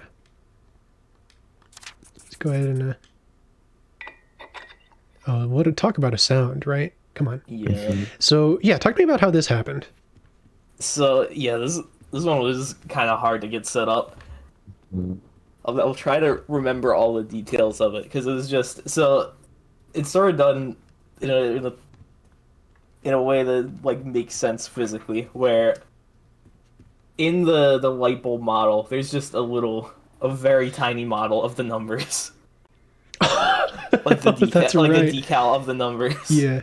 For it to project that. At first, I like tried to do some texture stuff. It didn't really work, so I was like, I just want to handle it with the lighting.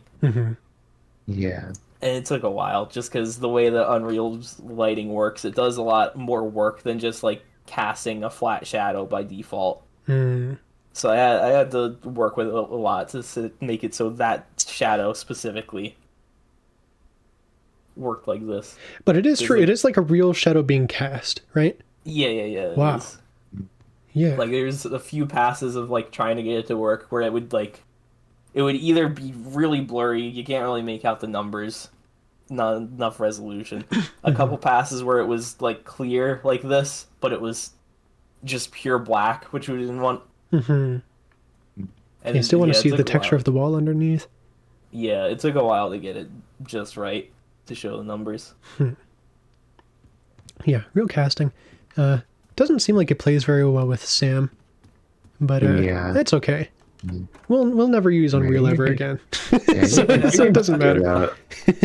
Oh yeah, so everyone in the chat, what do you think those numbers mean? I'm not going to tell you, but I am instead going to go here. So I can go back down here. Yes. That reminds me of another little technical thing with like with the Sam with like sort of the characters. Mhm. The way we pulled off the lighting with them is basically they just have their normal maps pointing all the way like up. So instead of like looking for the light in front of them to see how to light them, it just looks at the light above them. Right, So yeah, because there's it wasn't man. any custom code. It was just like taking advantage of that like common feature. Yeah, I guess we can kind of talk about this in the wake of Commonplace. So we started working on this game in October of 2020, and since then, so many video games have been getting made of in what people are calling like a Paper Mario style, right? I promise those were not nearly so prevalent when we started working on this game and figuring out kind of the aesthetic. Because actually, truth be told, okay, so maybe now we can kind of start talking about our project before this one. Because we started working on a game called Spark in 2019, which was, that's the reason why we wanted to figure out how to make Commonplace, is because it was just going to look like this. It was going to look like flat characters on a 3D world. Before, back in 2019, no one was really making games like that. There was Bug Fables, but that's like it, right? At least not as far as indie games are concerned. It certainly wasn't like a big movement the way it is now. Yeah, it's been interesting because I'm noticing a lot of those kind of paper-styled games, for some reason, really like to like point out how 2D the characters are. Like that's kind of the gimmick. And like shadows will be cast as if they are 2D images, and they cast shadows like that. And like the way they're lit kind of like accentuates how 2D they are. But with Commonplace, we wanted to keep it still feeling kind of like organic, right? So when Sam like passes under a light, they're still being illuminated by it. It's not like their backside is being illuminated like a 2D character would be, right? So just some little things like that. Yeah, like one of the early inspirations where you're like, well, there's like the Paper Mario way of doing it, but then there's like Xenogears way of doing it. Xenogears we were looking at. There's I kind of resent the fact that the style has been co-opted by people insisting on calling it a paper style, because there's so many other games that have done stuff like this, right? I think of like basically all of the NIS games, right? Like La Pucelle, Phantom Braver, right? A lot of like tactics games do this, like Tactics Ogre and stuff, like these 2D characters on a 3D plane. It's not a Paper Mario thing. The only people who think it's a Paper Mario thing are the people who only play Nintendo games, right? I mean, even then, shit, Pokemon did it. Pokemon did do it, yeah, on the DS, yeah. I don't know. It's not a paper thing. I think people who call it a paper thing are thinking about it a little too like simply. I think they're pulling inspiration from too few places. But I'm not trying to be excommunicated from the indie game space, so I will stop talking about this. we can talk about something else now. Okay. Has anyone ever discovered the secret in this room? Do we know? I don't know. Has anyone ever I'm not sure. the secret? Because I kind of want to do it. Yeah. Because it's like very easy. This would be the one secret. I don't know if anyone else has done this yet. This will be the one secret I show everyone else. The paper slip, right? Has anyone ever gotten this paper slip? I don't think so. I don't know if they have. I've never seen it. So there's your clue. Figure out what to do with that on your own time. I showed you where the secret is. Now figure out why it's a secret, where it's relevant. That's the one gimme. That's the one secret I will bequeath onto you. No more secrets for the rest of the game. I will solve this puzzle, however. Robin, I see you. I see your fingers itching to show us some concept art here of our previous game. I would love to. Yeah. Oh, why does Sam have these papers? Guess because I got that. Oh, no. So the paper slip occupies the same slot as the work papers, I guess. Yeah. I guess maybe you just want to go like yourself a concept art for that. Oh, that's right. Yeah, we have concept art of that. Yeah. Yeah, so we got console art, a lot of these like two areas. This is what a lot of them kind of look like. It's very simple sketch, just kind of getting the idea out. Some smaller notes. You can see like it's pretty close to what the final version ended up being. Yeah, that's one of those ones that kind of didn't change the idea at all. It didn't need too much going on. The theater and the idea of going up in the rafters, I think that was what's the idea that you Max? Yeah, that was my idea. Rafters? Yeah. I everything in this theater was kind of my idea. Okay. And obviously we developed on it. Other people started lending their ideas, but everything kind of the core of this was kind of all me. Yeah. It's no, I want to show the theater concept that you had. Right, yeah. So we can start talking about Spark a little bit. Yeah. Because the very first idea we ever had for a theater location like this was for Spark. Which is... yeah, so it was. Yeah. You'll notice it looks much worse than anything Robin has shown so far. It's because I did this. So this is not concept art for Commonplace. This is for Spark. We had this idea of... Oh, shoot. We had a lot of ideas. There actually a lot of ideas are very important for this concept art to make sense. So the idea of Spark is that it was going to be focused a lot on kind of artistic expression and creativity. And this idea that how people perceive the world can kind of inherently change it, right? So there's going to be a character in this place who would be playing a piano, and they'd be like a boss fight for this area. And then upon defeating them, their kind of influence over the area would have gone away, and then it would be revealed that the theater was kind of in shambles the whole time. It's just that's not how they believed it to be. So that's how it was being perceived. So that was kind of the idea there. And then we used some ideas of that for Commonplace. Obviously, the red chairs, the not a piano, but a piano music is coming from the center of the stage, right? There's still some ideas left over from there, yeah. Yeah, and like the spotlight on the stage and The everything. spotlight, yeah, exactly. Things like that. Yeah. There's the things, I think this is the biggest thing. When Oh, it came yeah. to Spark, the sewers. Mm-hmm. They were something that was like really important to the, what the game was going to be about, like the themes of it. Mm-hmm. Yeah, this kind of idea of something else, and this is something that is present in Commonplace as well, to some extent. And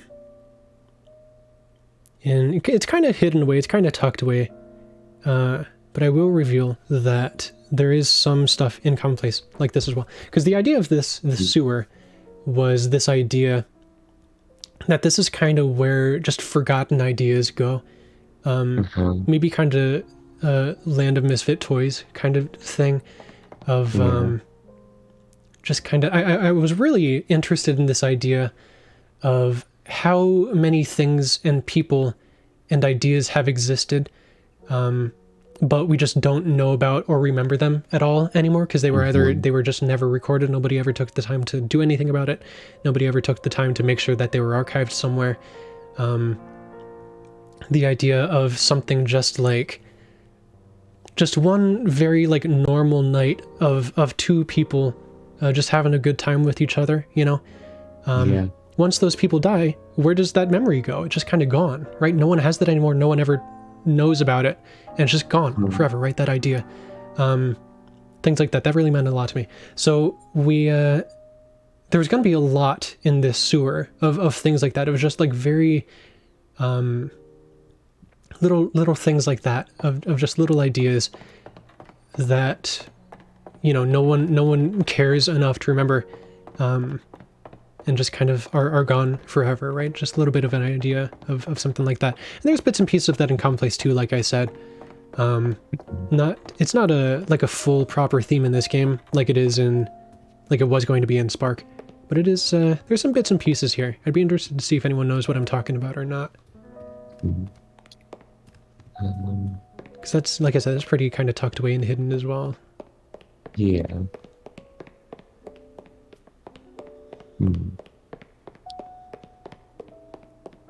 Part's so cool. Yeah. Everyone always stops here. Everyone. Yeah. I mean, of course you would. I feel like during development, I feel like this is like the earliest like wow moment of developing. Yeah. Yeah, this was like the first area that really came together in a way that was like, oh wow, yeah, we're really making this, you know? Yeah, like even when it was just a gray box, when you got to this segment and and heard the sound, it was. Yeah. Oh, wait, bust that down. Yes.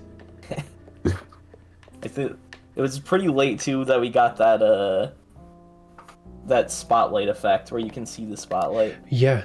Yeah. It was just sort of the light on the ground you would see for a long time, but without that, and even without any textures or anything, we just had the room and the sound. Because it's just like one sound that permeates the whole room. Yeah, and this is, like we were saying at the start of this is that Marc Delmas piece, which I'm pretty certain I'm the first person to have ever recorded this particular piano piece. And it's just kind of, you know, in this video game here. So, Yeah. it's pretty cool. Whatever, I don't know. It's kind of neat. It's a little historical, right?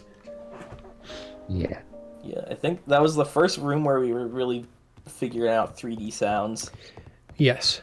So this room rules. Yeah. This is cool as fuck. Frankie, would you like to talk about this at all? Yeah, so this is like a really early idea. There were a couple ideas that didn't get in that were just like just very like weird puzzles like this. Yeah. Where I was just thinking of things where it's like I could program this in the engine. It was just like little tests in the engine initially. Yeah. And this one was sort of this skybox idea where I knew how like skyboxes work, where it's sort of just a big box that follows the player around, but it's really far away in a lot of games. So I was like, well, what if I make that small? What if I make that room sized? How would that look? And I just like tested it, and I was like, this looks cool. Yeah. And then I thought of a puzzle for it. Yeah, and I remember you showing it to me, and I freaked the fuck out. I was like, this is the coolest shit I've seen in my life. There was other rooms like that. I remember specifically where like through the rooms you had, and a lot of them were like just be the name of a room and be like, Frankie plays with this.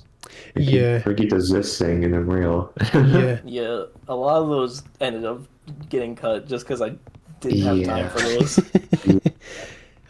I do think that's a great moment too, when you stand in the right spot and then move again, and then it stays.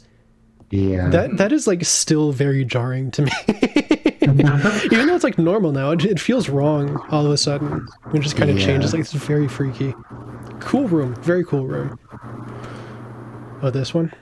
Oh yeah. Oh, there's a couple secrets in this room.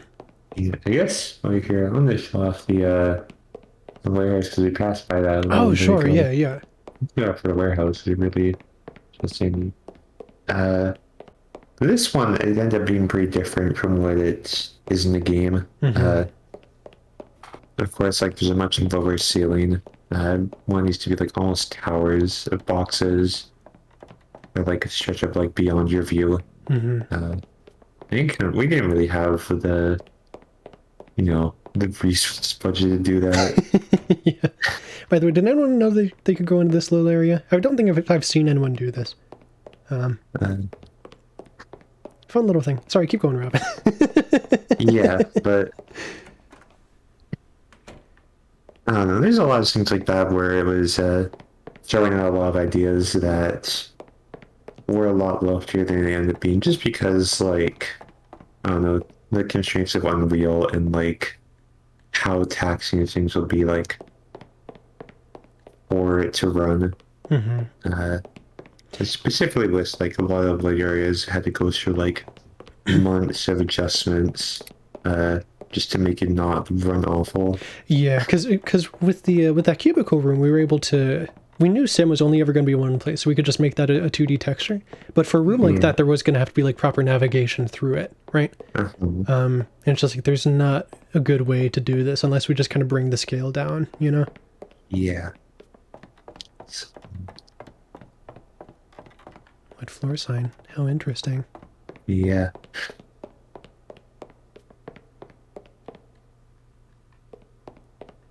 I think it was like one of the first things like where I had to like do some shit because the texture painter in Blender like it's there and it works for a lot of these. When you're trying to like do something like a little decal on a wet floor sign, it's really awful for that. So I had to like take things out and like do the texture mapping in like another program where it can be more precise and then put it back in Blender and then just hope it lined up and I worked. see. Which probably isn't a great way to do it, but you know, gets it done. It did get it done. Yeah. Remember with that room,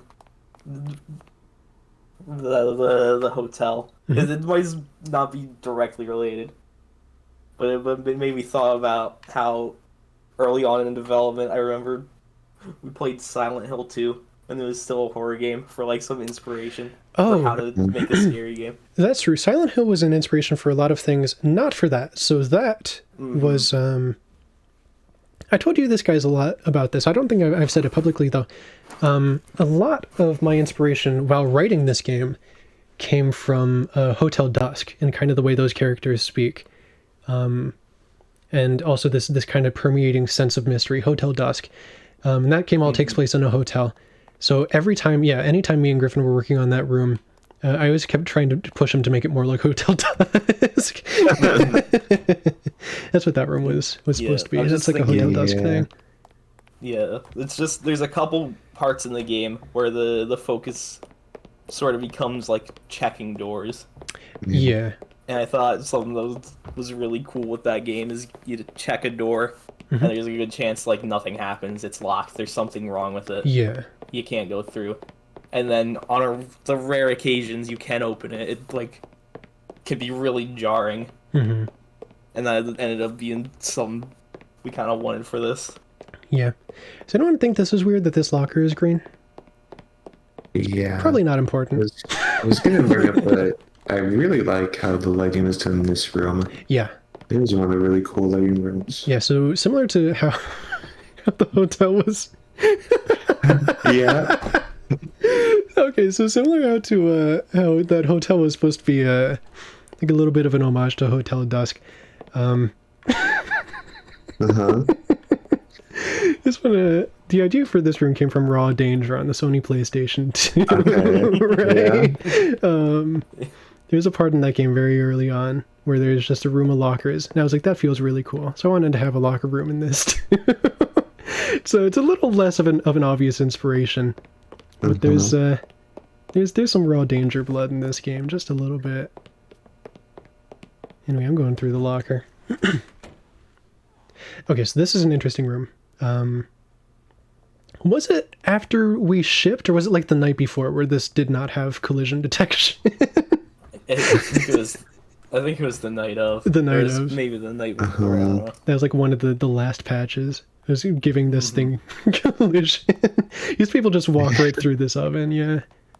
Yeah, this whole room was very early, like late edition. It's like within like the last couple of days, I think. Yeah. This is another one of those ones, yeah, this entire room, and these chairs as well, is another one of those things where Griffin just kind of did. And he was like, hey guys, I did this. And it's like, why did you do that? I mean, the chairs look really good, and the room looks really good. I never asked him to do any of this. Never once. Robin didn't ask him, I didn't ask him. It's just one of those things he does. You know what I mean? It looks good though. It does look very, very good. I know early on, like Griffin really wasn't on like doing 3D models at all. But at some point they figured out the Unreal Engine sort of like taking advantage of the brushes in there, because you're able to turn them like you're able to convert I forget the abbreviation, the brushes in Unreal into real models. There's like a conversion process.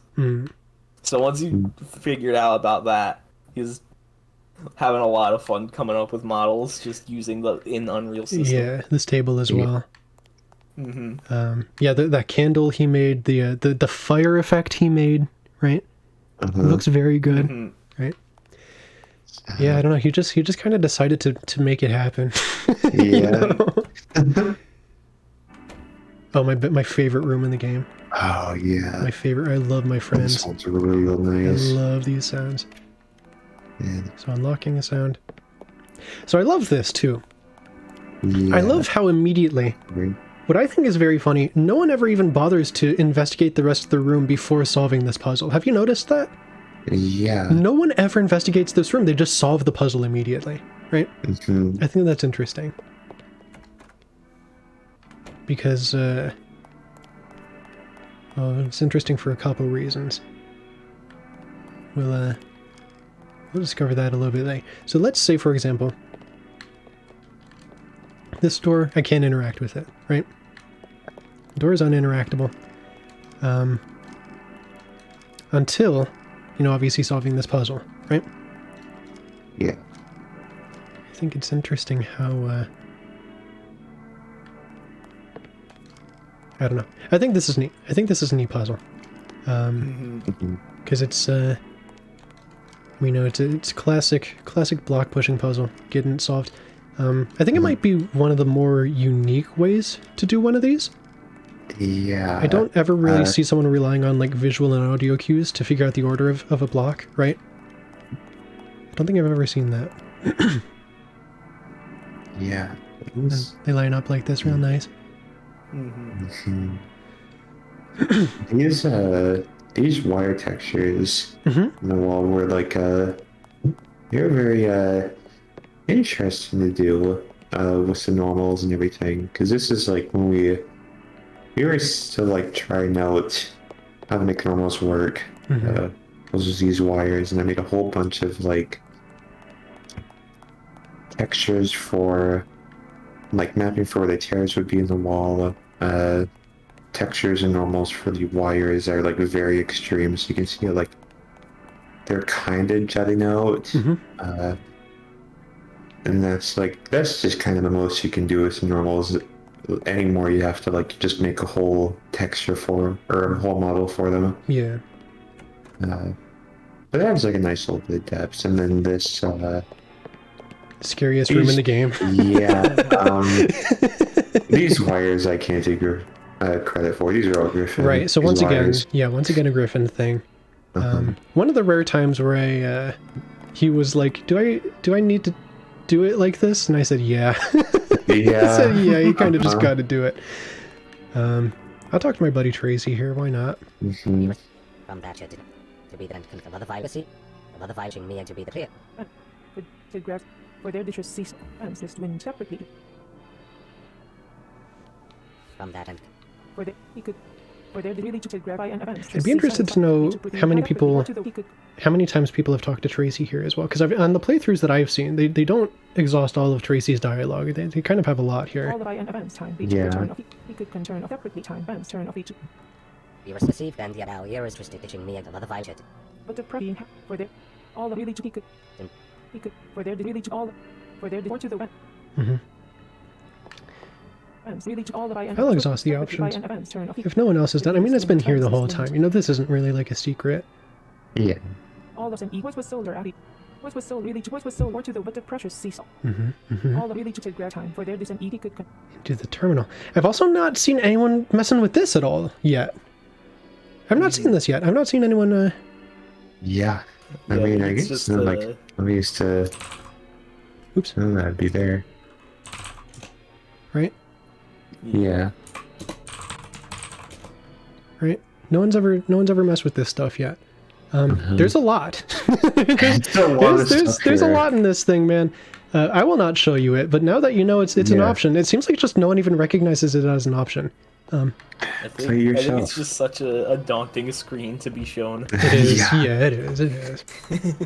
I'll keep talking to Tracy though. But the pressure CC could really to be to for their dishes. Oh, I wonder. For their dis and all the cease but the Oh, maybe that's a good idea, Tracy. Oh, there sure is. For there really to put the pressure cease to gradually Something else. Mm-hmm. He could really transfer to the That was fun trying to do the one where they're clutching their head. Yeah, we did not play Yeek. Yeah. We did not play Yeek before making that. Yeah. Or Y2K rather for for anyone who doesn't think we're funny. Sorry. to put really to be to put by and for there by and to gradually cease all of his wind, all the by and for there really to put be being for there determine can really to for there deter could be time could be some easy could can be and all the being had to grab or to the to grab his wind and being had to grab really for there his wind all the or to the but the and psi and events really to he could conduct wind separately time for there deter acid grab he could convert to the way to purchase cease to grab and psi and he could really to be to provide and all other ablative pressure. He could really to. I like that. I like that dialogue a lot. This thing of like Tracy doesn't even really know why they want to figure this out so bad. I think that's really interesting. Fortunately, no one else has figured this out yet, so I will not figure it out for you. I'm sorry. I'll simply go through the door. Look at this. Which one of these doors? The top one or the bottom one? To the bottom. Bottom one? Yeah, dude. Ooh. Yeah, this room's cool. Yeah. Yeah, there's some concept for this one. Yeah, there's also concept for this. Oh, yeah? Yeah, the huge hole. Oh, yeah. I particularly really wanted to highlight that it's like a very cramped space, that you don't have much room to like wiggle around the hole. Yeah, it wound up being a little more spacious, but I guess it kind of needed to be, just because it kind of how this character controller works. It gets stuck on things really easily. Yeah, it's enough to sell that. Like this huge hole is always present. Oh, the elephant. Okay, interesting. So everyone, when you played through this game, what animal did you get? I'd love to know. Yeah, we got the elephant. The books. Yes. Yeah, this is one of the last rooms I got done, right? Yep. Once again, Griffin just on his own deciding to do something.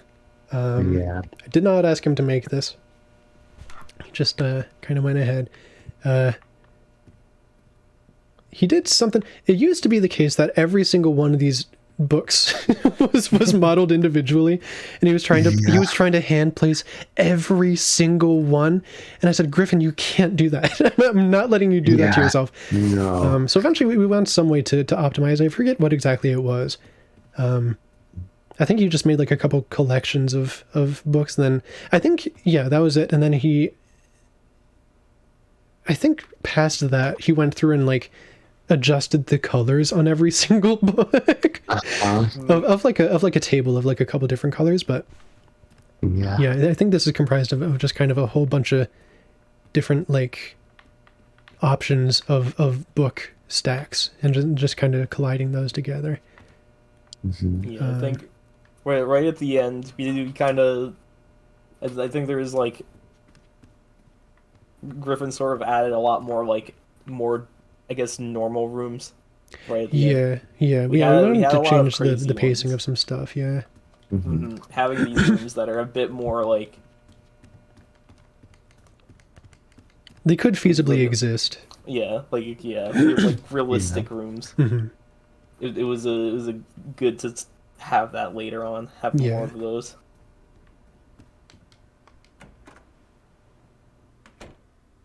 Oh, nice. Oh, very good.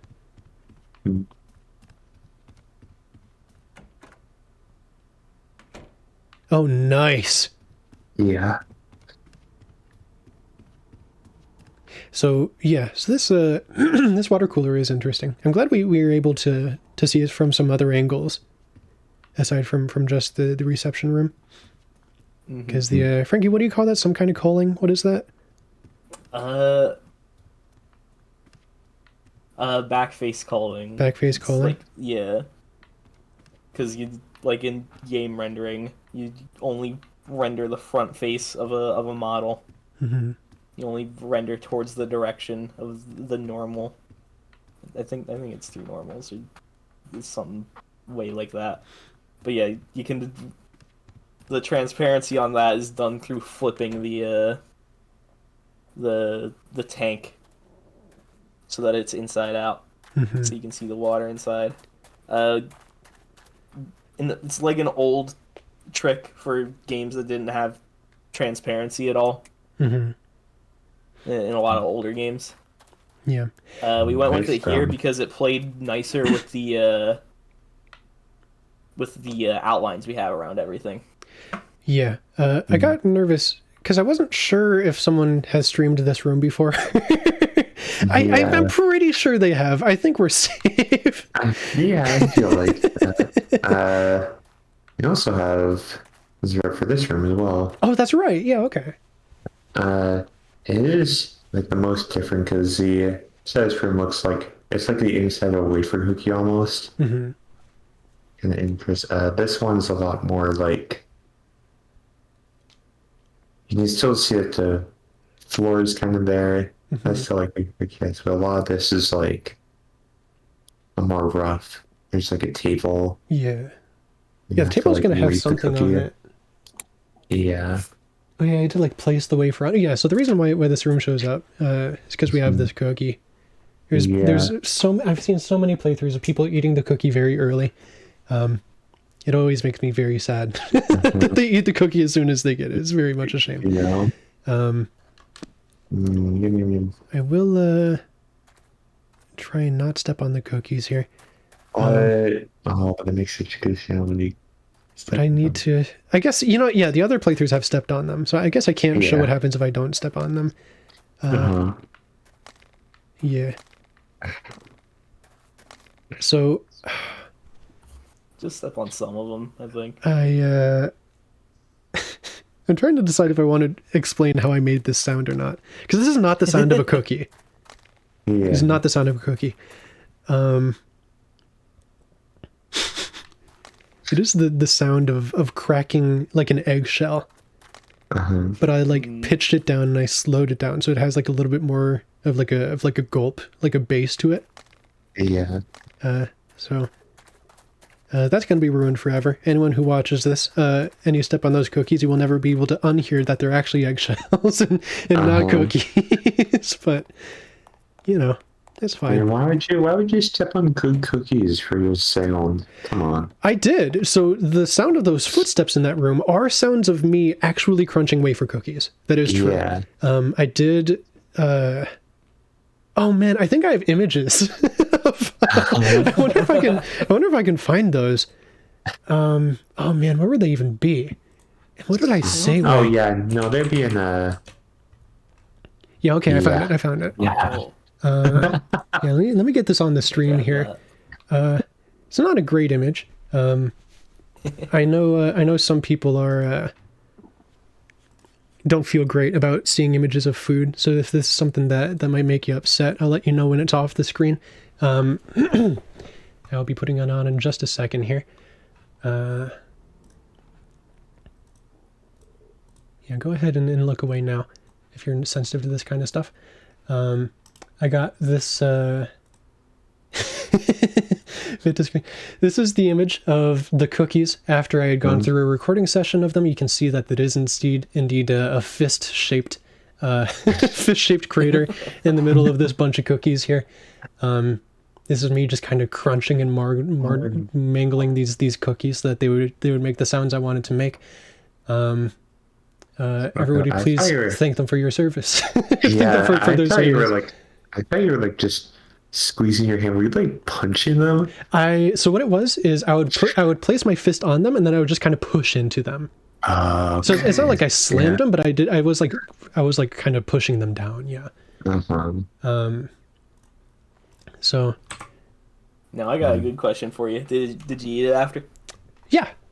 Yeah, I mean, of course. Yeah, of course. Ate all the crumbs, ate all the yummy crumbs. Still tasty, yeah. You can look again now, by the way. Yeah, the food's off the screen for anyone who's worried about more that. Food. Yeah, so once again, another Griffin room. His dust particles are here. One of the more interestingly shaped rooms in the game. There's like an actual like level design here, right? Because it kind of revealed the floor, and then there's this little thing in the center of the room to navigate around, right? Yeah. It's almost like actual game design or something. I don't know. Right? Can you imagine that? Maybe. In Commonplace? Come on. Say it ain't so.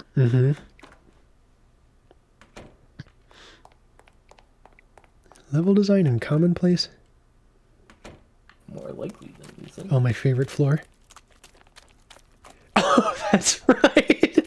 Yeah, Griffin. Griffin designed that attic around the there's a YouTube video called The Legend of Young Link, made by Real Life Glitch Entertainment. There's some really good scenes in an attic, and he made that kind of based on that attic there. Oh man! Oh, excellent room, Robin. Do you want to talk about kind of the process of what went into this? Yes. So a lot of these, well, as you can see, these plushies up here of all the animals, those were things that Cameron did. Yes. We worked together, kind of figuring out, because there was a lot of hats of this. You can look at like that tiny, like, they all have the big head of like little dot eyes. Mm-hmm. And the first one we got was like a very real, like, you'd imagine like a Webkinz cat plushie, like it's modeled after a real cat. I don't know, it wasn't that. So we like worked together, and after like quite a few sketches of what I want everything to appear as. And you just got to work. All these with all these different color variations. Yeah, it came out really well. I gave him a list of animals to model, and then he just kind of did it, and they look really like I think there was only like a few times where I had to give him feedback on changing something. So initially the eyes were going to be X's, and I said let's not have them X's. It's not quite the tone. No. And then every now and then there'd be something of like we can manage to make these like a little lower poly because they're going to be they're going to be so small in this huge room. But besides that, like the design of the animals, like their proportions and stuff, you just kind of figured it out very immediately. Very big contribution, very excellent contribution. He spent a lot of time just making all these animals. Another thing you can notice with all these big boxes, they feel like pretty ornate artwork on it. That's another thing that me and Griffin plugged away at was doing a lot of board game and doll boxes. Yeah. Or like very specific details. So you can see like a crayon box set, like a train set, a rocking horse. There's a bunch of like different variations of dolls that have like different models. Yeah. There was and the reason we made this room is because there was originally going to be a puzzle for there was that conversation Sam had with Rachel earlier where they say what their favorite dog is. You're supposed to find Sam's favorite dog in this room, and then the door would unlock. But I thought that was a little too mean because it's like an optional conversation, and like who's going to remember that anyways, right? So instead, what it turned into is a room that you start over here, and then you can just kind of pass by all this hard work everyone did, and just leave. all these weeks and months of work, and you just walk right through. And that's the room. One of the rooms with absolutely the most work put into it, and it's over in like 5 seconds. You can sit around if you want. You can luxuriate in the effort. There's a lot to see, but I do think that is very funny. That's kind of the commonplace way of just a whole lot of work for something no one's really going to ever see too much, That's the commonplace way.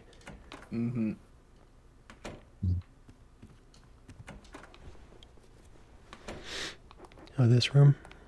Oh, yeah. Yeah, I don't want to talk too much about the design of this room. This one was kind of funny. I won't say why. Yeah.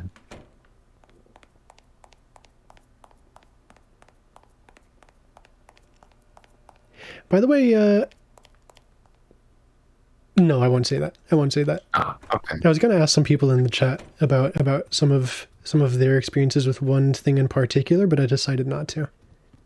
If you've played the game, maybe you might have known where I was going with that. I like these pinstripes. Yeah, it's a really nice one.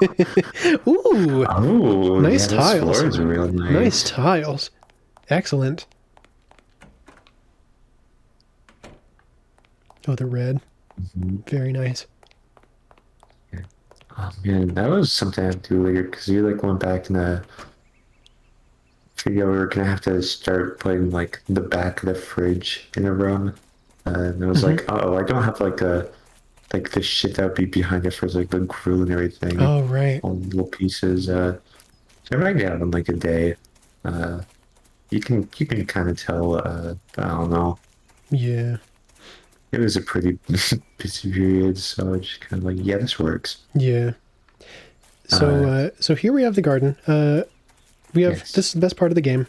And every single playthrough I've seen, people really like shotgun through this thing. Have you noticed this? Yeah. People shotgun through this thing. So I'm gonna take some time and hang out, and we can really appreciate everything here. So once again, that toy house room, incredible effort on the work of Cameron. Pretty much everything you're seeing on the screen here is also Cameron's. Yeah. He did the all the foliage, all the branches, all the tree models, the rocks, the flowers, the lamps, and I think Griffin did the textures for the ground and the grass, and then Frankie figured out some ways to have them lightly animate just a little bit. You can see they kind of wave. Yeah, excellent room. Excellent room.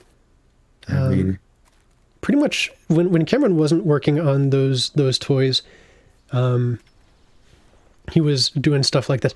I think he spent maybe like literally half a year just kind of getting all this stuff right. so what is the?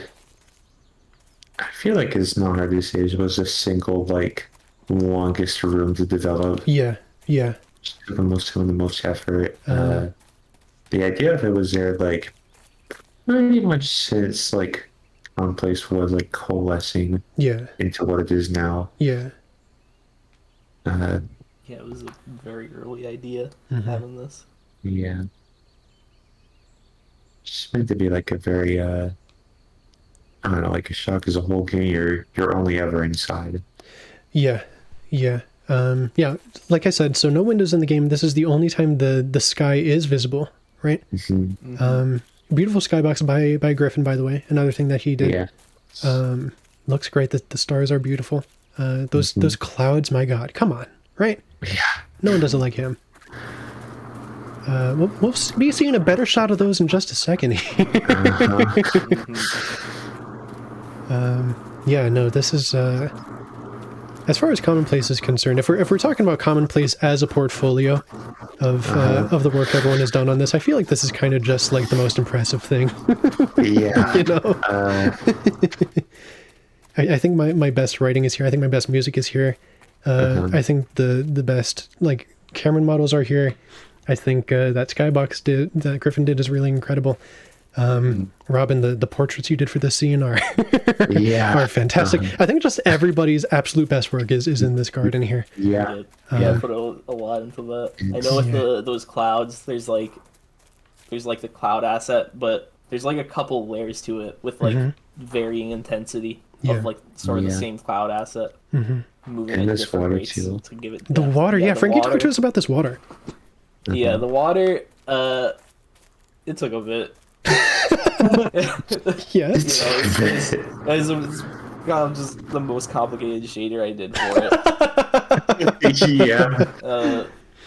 It took a while to get like the reflection to work because it had a lot of the problems with other reflections were having, as I was saying before. But you got it to look pretty good with it reflecting the moon. I like the foaming on like the edges against the. Oh yeah, the foaming. Yeah, had to research some features they have for that when I did that. Yeah, it looks good. Just getting the distortion it is sort of just like a sort of like the water's flat, but it's sort of this distorting normal map showing the color, or not like the how it bounces the light. So that's why a lot of it looks like pretty flat, except for the like where the moon is, where it's shining, and the edges. Really fun to put Hey, together. who in the chat thinks this looks better than the new Pokemon game? Wait, I do. who here thinks that? I You do. can't say that. You, You can't say that. no, we talk a lot about that new Pokemon game and how many things are in that we like spend a lot of time specifically like trying to avoid like being very particular about. Yeah. There's a lot of weird like camera things in that game. Like when it gets into a fixed camera position, where it's like we did so much to avoid the pitfalls it fell into, you know. I played that new game, and there's a lot of times where the camera just goes into the ground, and it's like not even a bug. Like that's just how it is. Yeah. You might have noticed, while we were navigating rooms like the toy box and like the warehouse, Griffin was incredibly careful to make sure that no matter where the camera went, it never clipped like into an object, right? Even in big busy rooms like that, he was very careful about that kind of thing. Pokemon doesn't do that, right? So what I'm trying to say is we're better. We're better than Game Freak. And then, from that, see. We make better games than the biggest grossing piece of media ever made. That's right. So look forward to the next one. Yeah. So anyway, I'm just kind of. I think we gotta just give this conversation the respect of just kind of letting it play out. Not narrow turn, narrow turn. It's kind of just the best part of the game. And so One tree, make messaging me another file, and then the other. Also, invert word not be dollar to kid it sound to kid make one tree, my idea for make rest, and the perceived twist. and to kid or narrow to narrow then out narrow but it bold and so on new go like it sound and so on it sound that day turn to all the or the Then bluishing me, then bluishing my idea for another file, my idea for one tree, and then the other to be the my idea for possibly ching me cannot to go like then outlive to kid old and so make rest clearly. to kid or the cannot it sound cannot or the draw or the go like it sound cannot Yeah, I'll sit.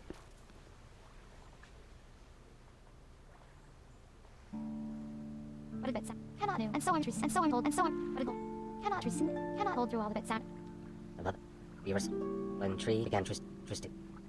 go like narrow turn not be narrow for base info that day and so on to kid or the that day but cannot to narrow hold cannot to kid new cannot then outlive narrow to kid and so on bit sound through all the turn and so on bit sound narrow cannot bit and so on through all the bit sound through all the go like then outlive go like new cannot hold narrow then that day for base that day or the narrow then outlive but a turn that but a bit sound to kid and outlive not be hold go like or the invert hold through all the for base and so invert hold cannot turn cannot then outlive go like but it hold to kid other not be new narrow bits and so on bit sound cannot turn and so on new that and so on then outlive cannot narrow then outlive go like then outlive but a bit sound through all the for base go like hold narrow turn to kid that day dollar cannot bit sound but interest invert turn but a bit sound cannot then outlive but it for base to kid and outlive but it hold through all the bit sound go like bit sound cannot for base through all that day for base through all the bit sound narrow but a bit sound not be hold to through all the for base narrow to that day turn go like then invert bit sound not be interest to kid it sound and so through all the hold through all go like then outlive and so on bit sound narrow dollar and so on then outlive go like hold to kid turn go like turn and so on hold that day then outlive and so on bit sound but a turn go like bit sound and so on new that day for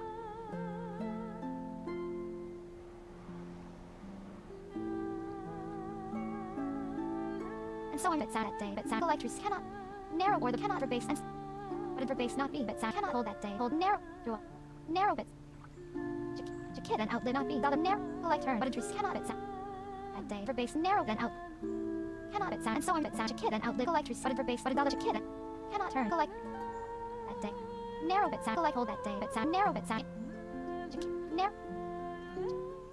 to kid bit sound through all the hold not be go like dollar invert And the end confirm. And the etching me viewers again to be the my idea for another file. Make rest clearly to be the did not. that day hold go like hold cannot new not So best part of the game. Thank you everyone. Yeah. Best portraits in the game. Best music in the game. Shout out to my friends Tia and Harpsona. Incredible performers. Would not be the same without them. I forgot about that wind, that gust of wind. That's really good. Yeah. That gust of wind halfway through where blows her hair a little bit. That's good.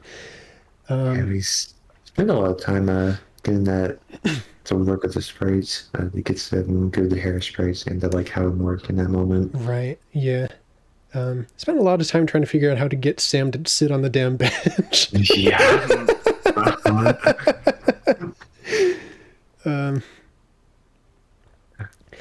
Yeah, I don't know. I guess, yeah, that's how we're going to play Commonplace today. There's still some things we'd like to show insofar as the project that came before Commonplace. We kind of mentioned this before. We talked about Spark a little bit.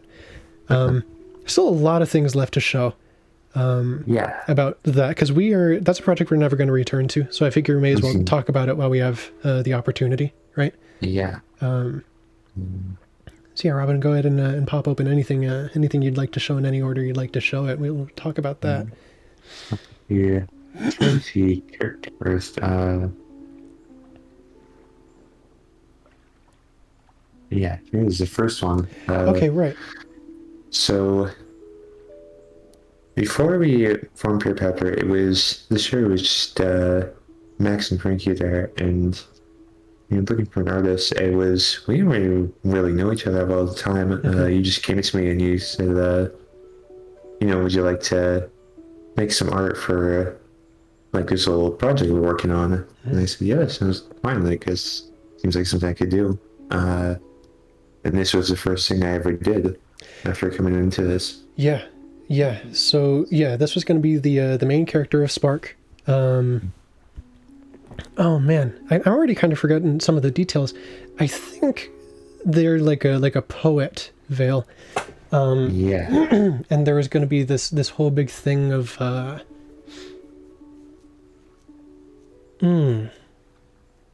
you know what? It's kind of coming back to me, and a lot of the themes are being reused in our next project. Like a lot of the themes are being reused. Yeah. So maybe I won't talk too much about like the themes or anything, but you need to know this was going to be the main character, and like I said, it was based a lot on art and creativity and inspiration and all this kind of stuff, and what art means to people and all the different ways that can happen. Kind of people who like it, kind of people who don't like it, kind of people who make it, kind of people who appreciate it, things like that. So Vale here was a poet. That's what they were interested in doing. And I remember the game starts with them being invited to a party from another character. Robin, if you want to show her. His next character here. My buddy Antonia. Yeah. Antonia. This little rich girl here. She invites Vale to this party. Because she was just kind of inviting everyone. It's not that Vale in particular was invited, it's that they just kind of got caught in the crossfire of people who happened to be getting invited. I won't talk too much about the plot beyond that. But this is Antonia. She is just a fun little character. I don't know. I guess you can kind of tell some of her personality just by looking at these. When we were making this game, I had not yet played Breath of Fire 3. Retroactively, she is a hell of a lot like Nina from Breath of Fire 3.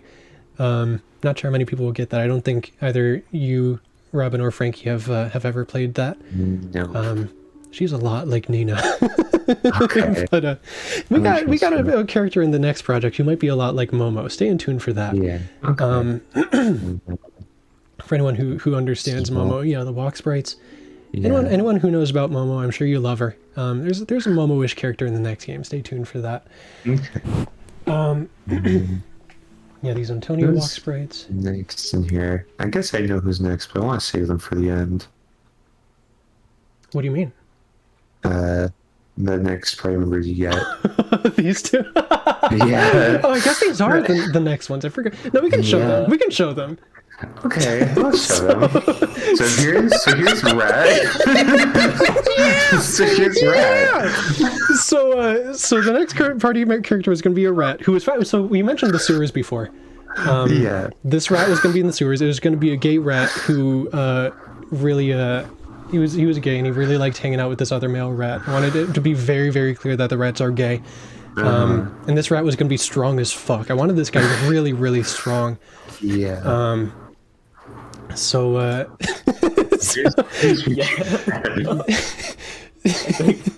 Strongest. That's big secret, y'all. That's all we figured out. Yeah.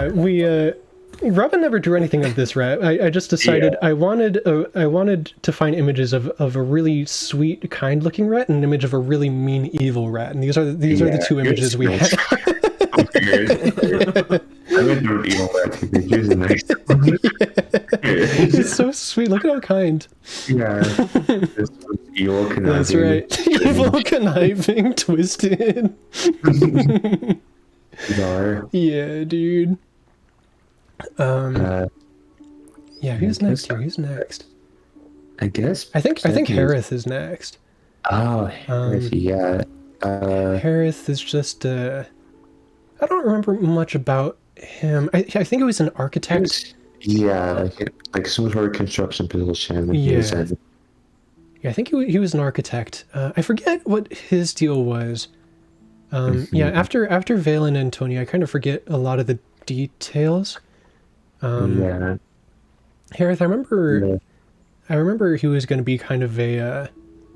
So that was the thing. So the I wanted this this dynamic with the party, where Vale is actually kind of a lot like Sam, I guess. Maybe I'm just interested in writing characters like this, where they're just not really that interested in engaging with people. But I wanted all the characters around them to be kind of very colorful and very loud to kind of juxtapose that. Yeah, very similar to Sam, I guess, where then it becomes almost it almost becomes like a very conscious decision that in order to not give in to all these colorful characters, you kind of have to be doing it intentionally, right? Yeah. Like there's no way you're just not noticing. But I remember Harith, as far as the rest of the characters, was a pretty normal guy. Everyone was kind of colorful in some way. I forget how Harith was. I think he was maybe that was the joke, is like how normal he is. I don't really remember. Yeah, he was Something very like much that. like playing this straight man role. Because yeah, a lot of the other party members is it's a lot of younger people, like kind of around our age, and then it's also a lot of kind of fantastical things like the rat and other things we'll be showing. So just have this like 35-year-old guy just kind of caught up in the middle of it. I think that's what the dynamic was. I just thought that was funny. I guess I have this one. Yeah, Persephone was my favorite. Yeah, Persephone rules.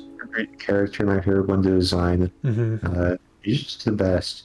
I forget the exact details of what their whole thing was like. I think so. As we're talking about like a bunch of art things, and here so far we had a lot of people creating art. I think Persephone was like from a painting or a story or something. Yeah. So she like was from art. She was created.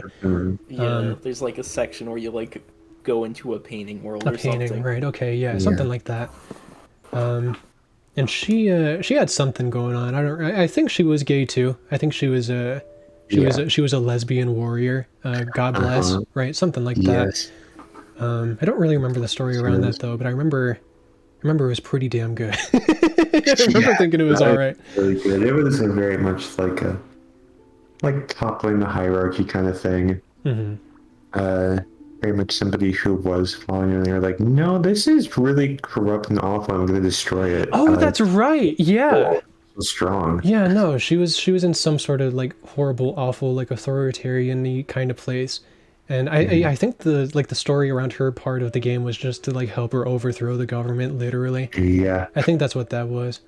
Moving all the design, I have a layer one where I want to keep this one because it's the only like collect reference. One redesign where she's like much older. Oh yeah. Much more like battle worn, and I really like this one. Yeah, that looks good. This is how she would have looked going forward. I guess you can show Gabriel and Flannery there. Yeah. So Flannery or Gabriel, we showed the that concept art for the theater earlier. Gabriel would have been the boss there. He would have been the one playing the piano. For anyone interested, he is named after Gabriel Fauré, who was a French pianist and composer. And Flannery, oh man, yeah, that game had something to do with like some sort of like there's a whole bunch shows of like I don't know, the different essences. That's what they were, essences, essences of like different kinds of creation. And Flannery was one of them. I think that little like wisp there is supposed to be like their true form or whatever. And then they just kind of possess this puppet. none of us have ever played Super Mario RPG, and we refuse to Yeah. refuse to acknowledge that game exists. I There's personally have also- never even heard of Geno in my life. I don't know what you're Yeah. talking about.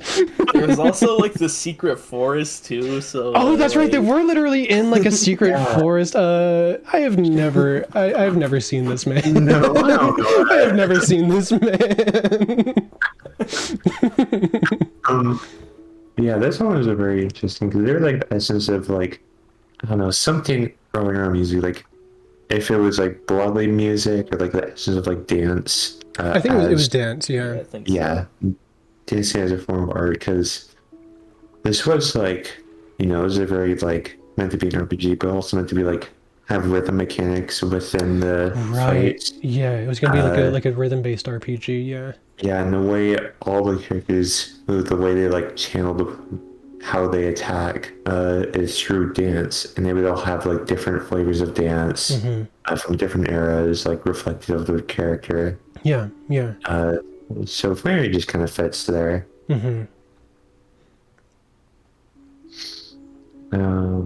Go ahead and pop. I think Kara's the last one. I guess, yeah. Kara's kind of cool as fuck. So Kara would have been some sort of. There was like an evil organization. I won't get too into it. It doesn't really matter right Yeah. now. But Kara would have been like a character who's kind of trailing the party throughout the entire game. Because there's some sort of MacGuffin. I don't even remember what it was. That the party was trying to find for whatever reason, and then these bad guys also wanted it.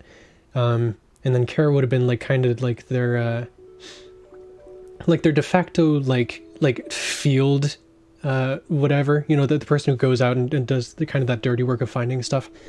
And then eventually just by running into us enough times, I think the idea is that they kind of get like endeared to the party or something. I don't remember exactly what it was, but cool as fuck design. Very cool design. Remember, the stuff written around her was, and she had some sort of backstory like with her dad or something, I think.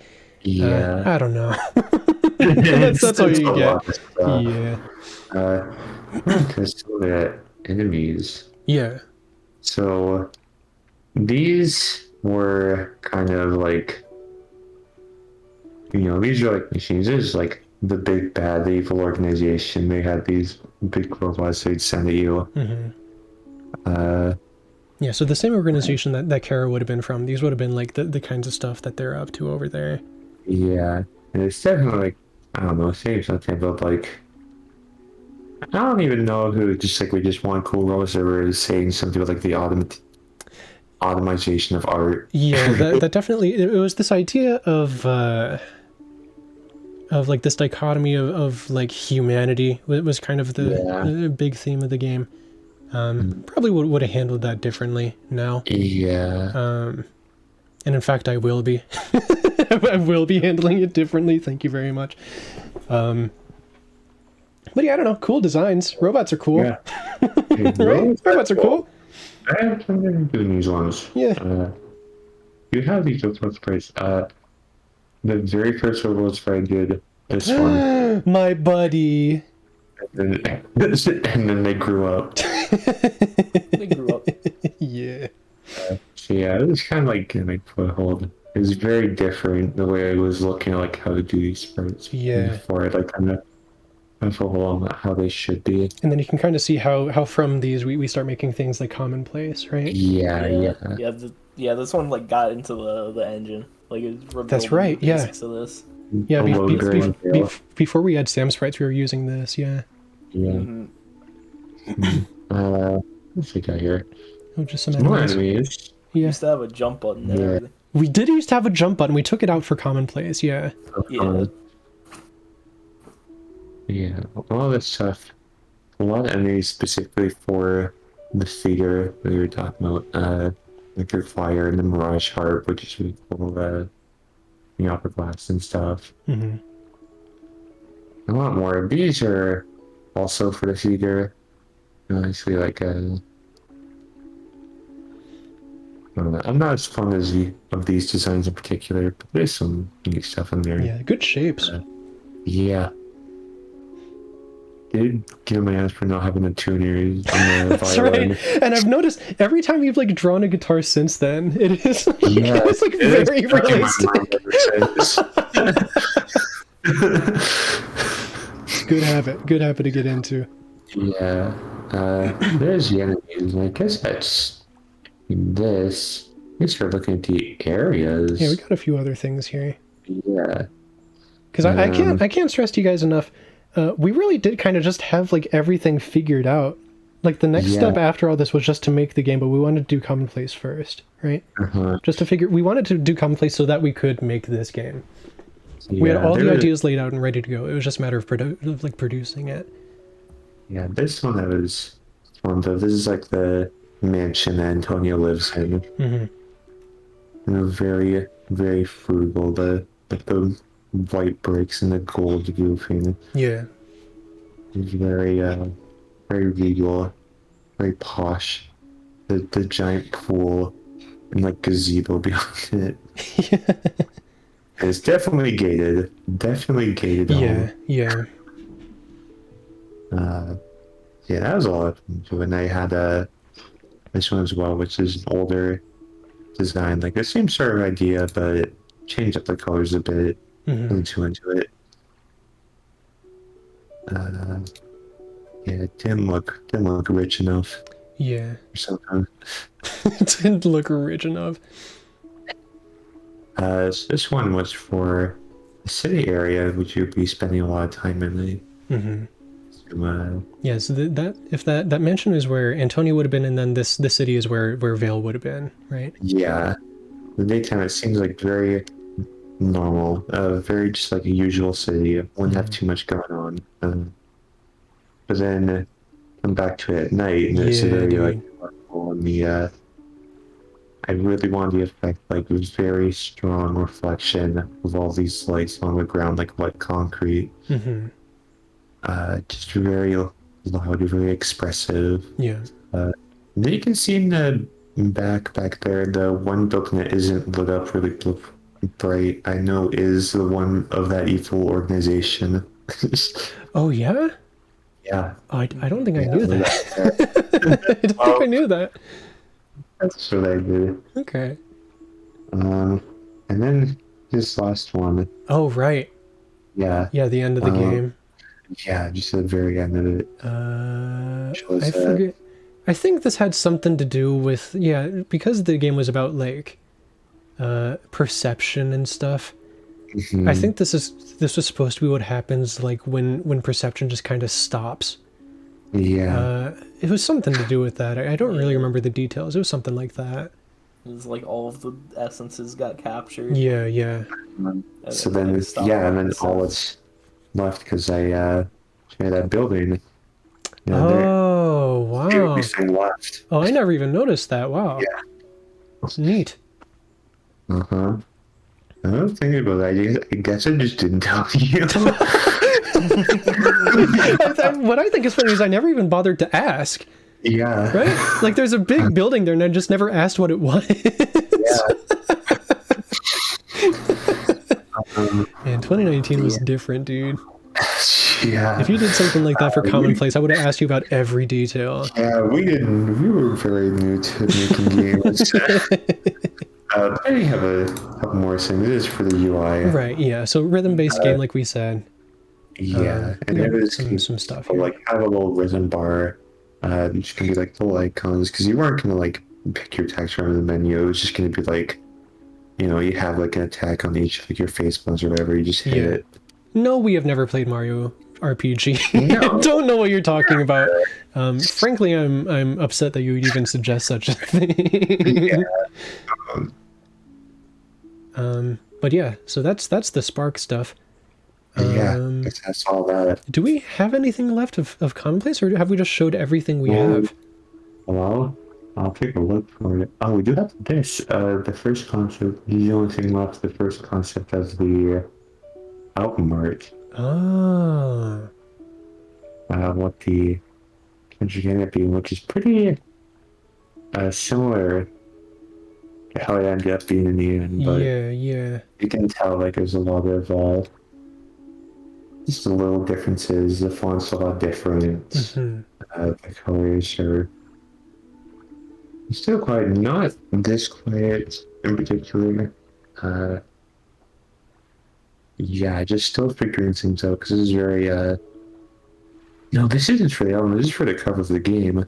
So that one's like completely different because it's, this feels kind of static, but the final one, which is like a top-down view of like the same thing with the table and the mug, it's a lot more dynamic feeling. Yeah, I just want to do something like very abstract of like, I don't know, the theme for both the album art and the cover was like kind of the idea of something that indicates that there were people here, but it's like not anymore because the album's like, a coat rack with some coats still hanging on it, and this one particularly is a coffee cup that's like cold. Right. Yeah. Yeah. So that's everything we got, my friends. I don't know. Yeah. That's it. That's everything about Commonplace that we're willing to share. Yeah. It's everything about Spark that we can remember to share.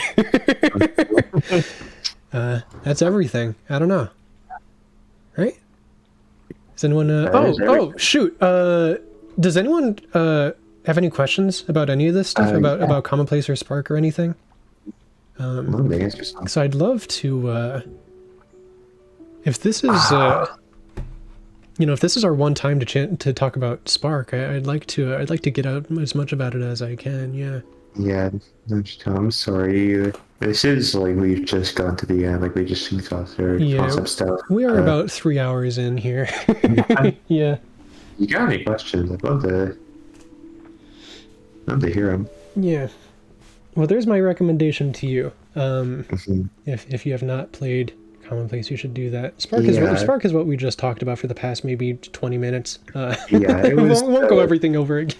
Yeah, it was just a project we were doing before Commonplace. Right.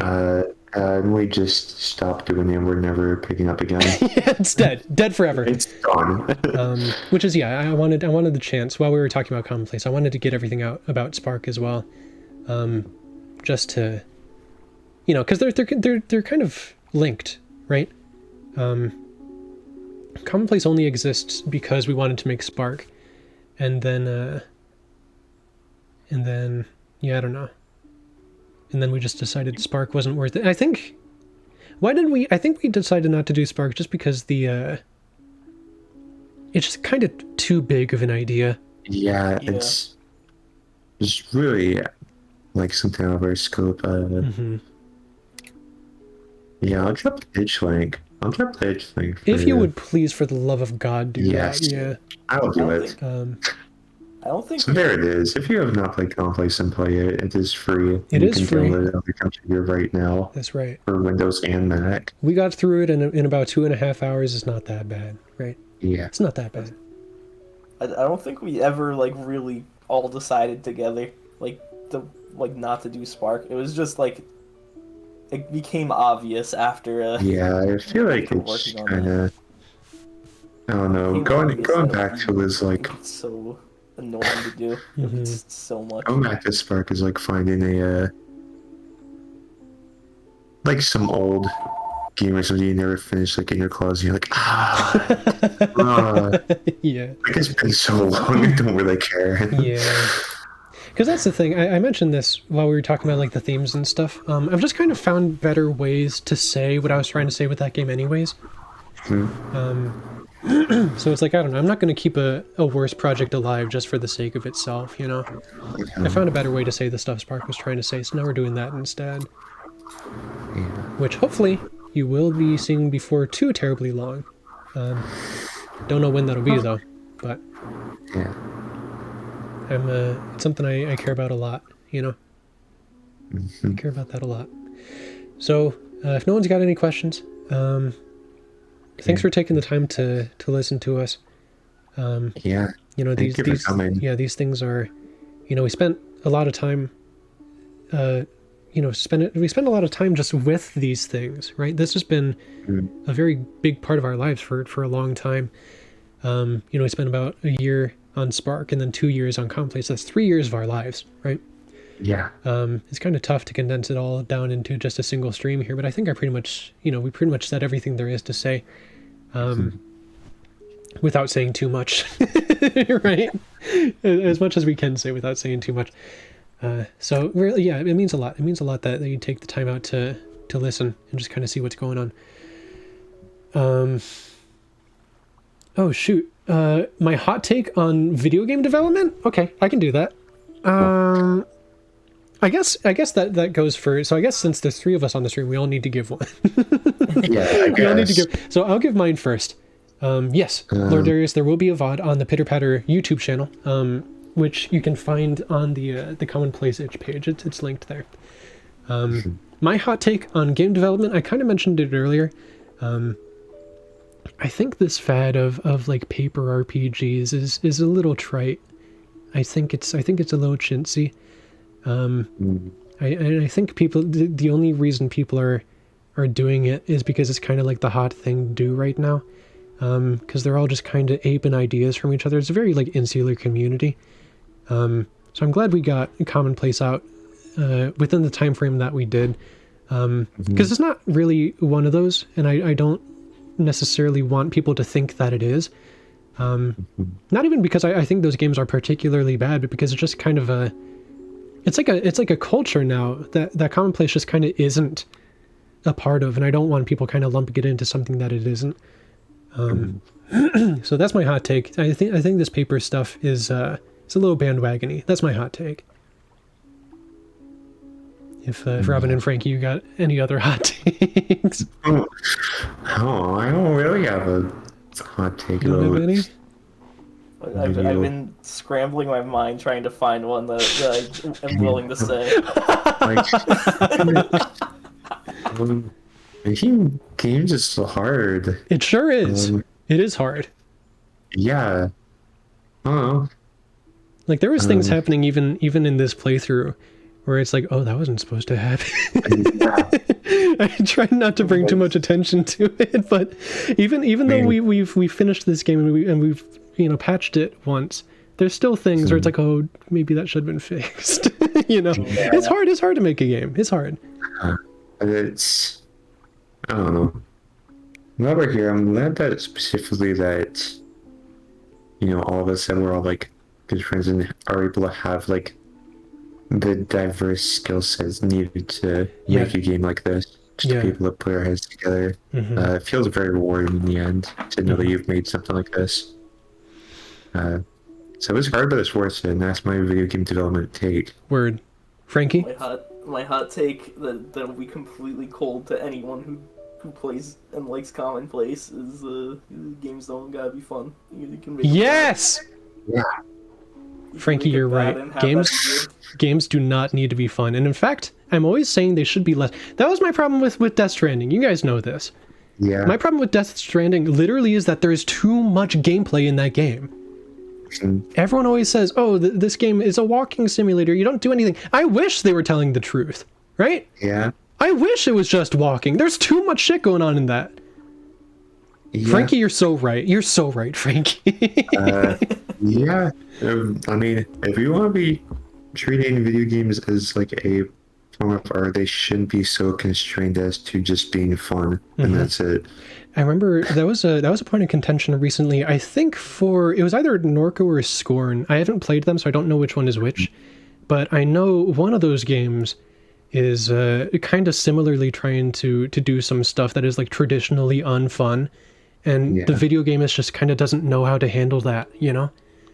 They don't know how to handle a video game that isn't trying to be just fun. That was kind of a point of contention there. Yeah, I don't know. It's awesome when games are not fun. I don't know. I think it's cool. Okay. Play Commonplace. Thank you. Yeah, play Commonplace. Thank you. Goodbye? Right? Okay, yeah. Is that it? I'm good. Okay. Goodbye. Hit us up on whatever social media you're on. I don't know. Yeah. Twitter's dying. I'm in other places you can find me. I don't know if those guys are on other places. Oh, on Tumblr.com. Oh, yeah.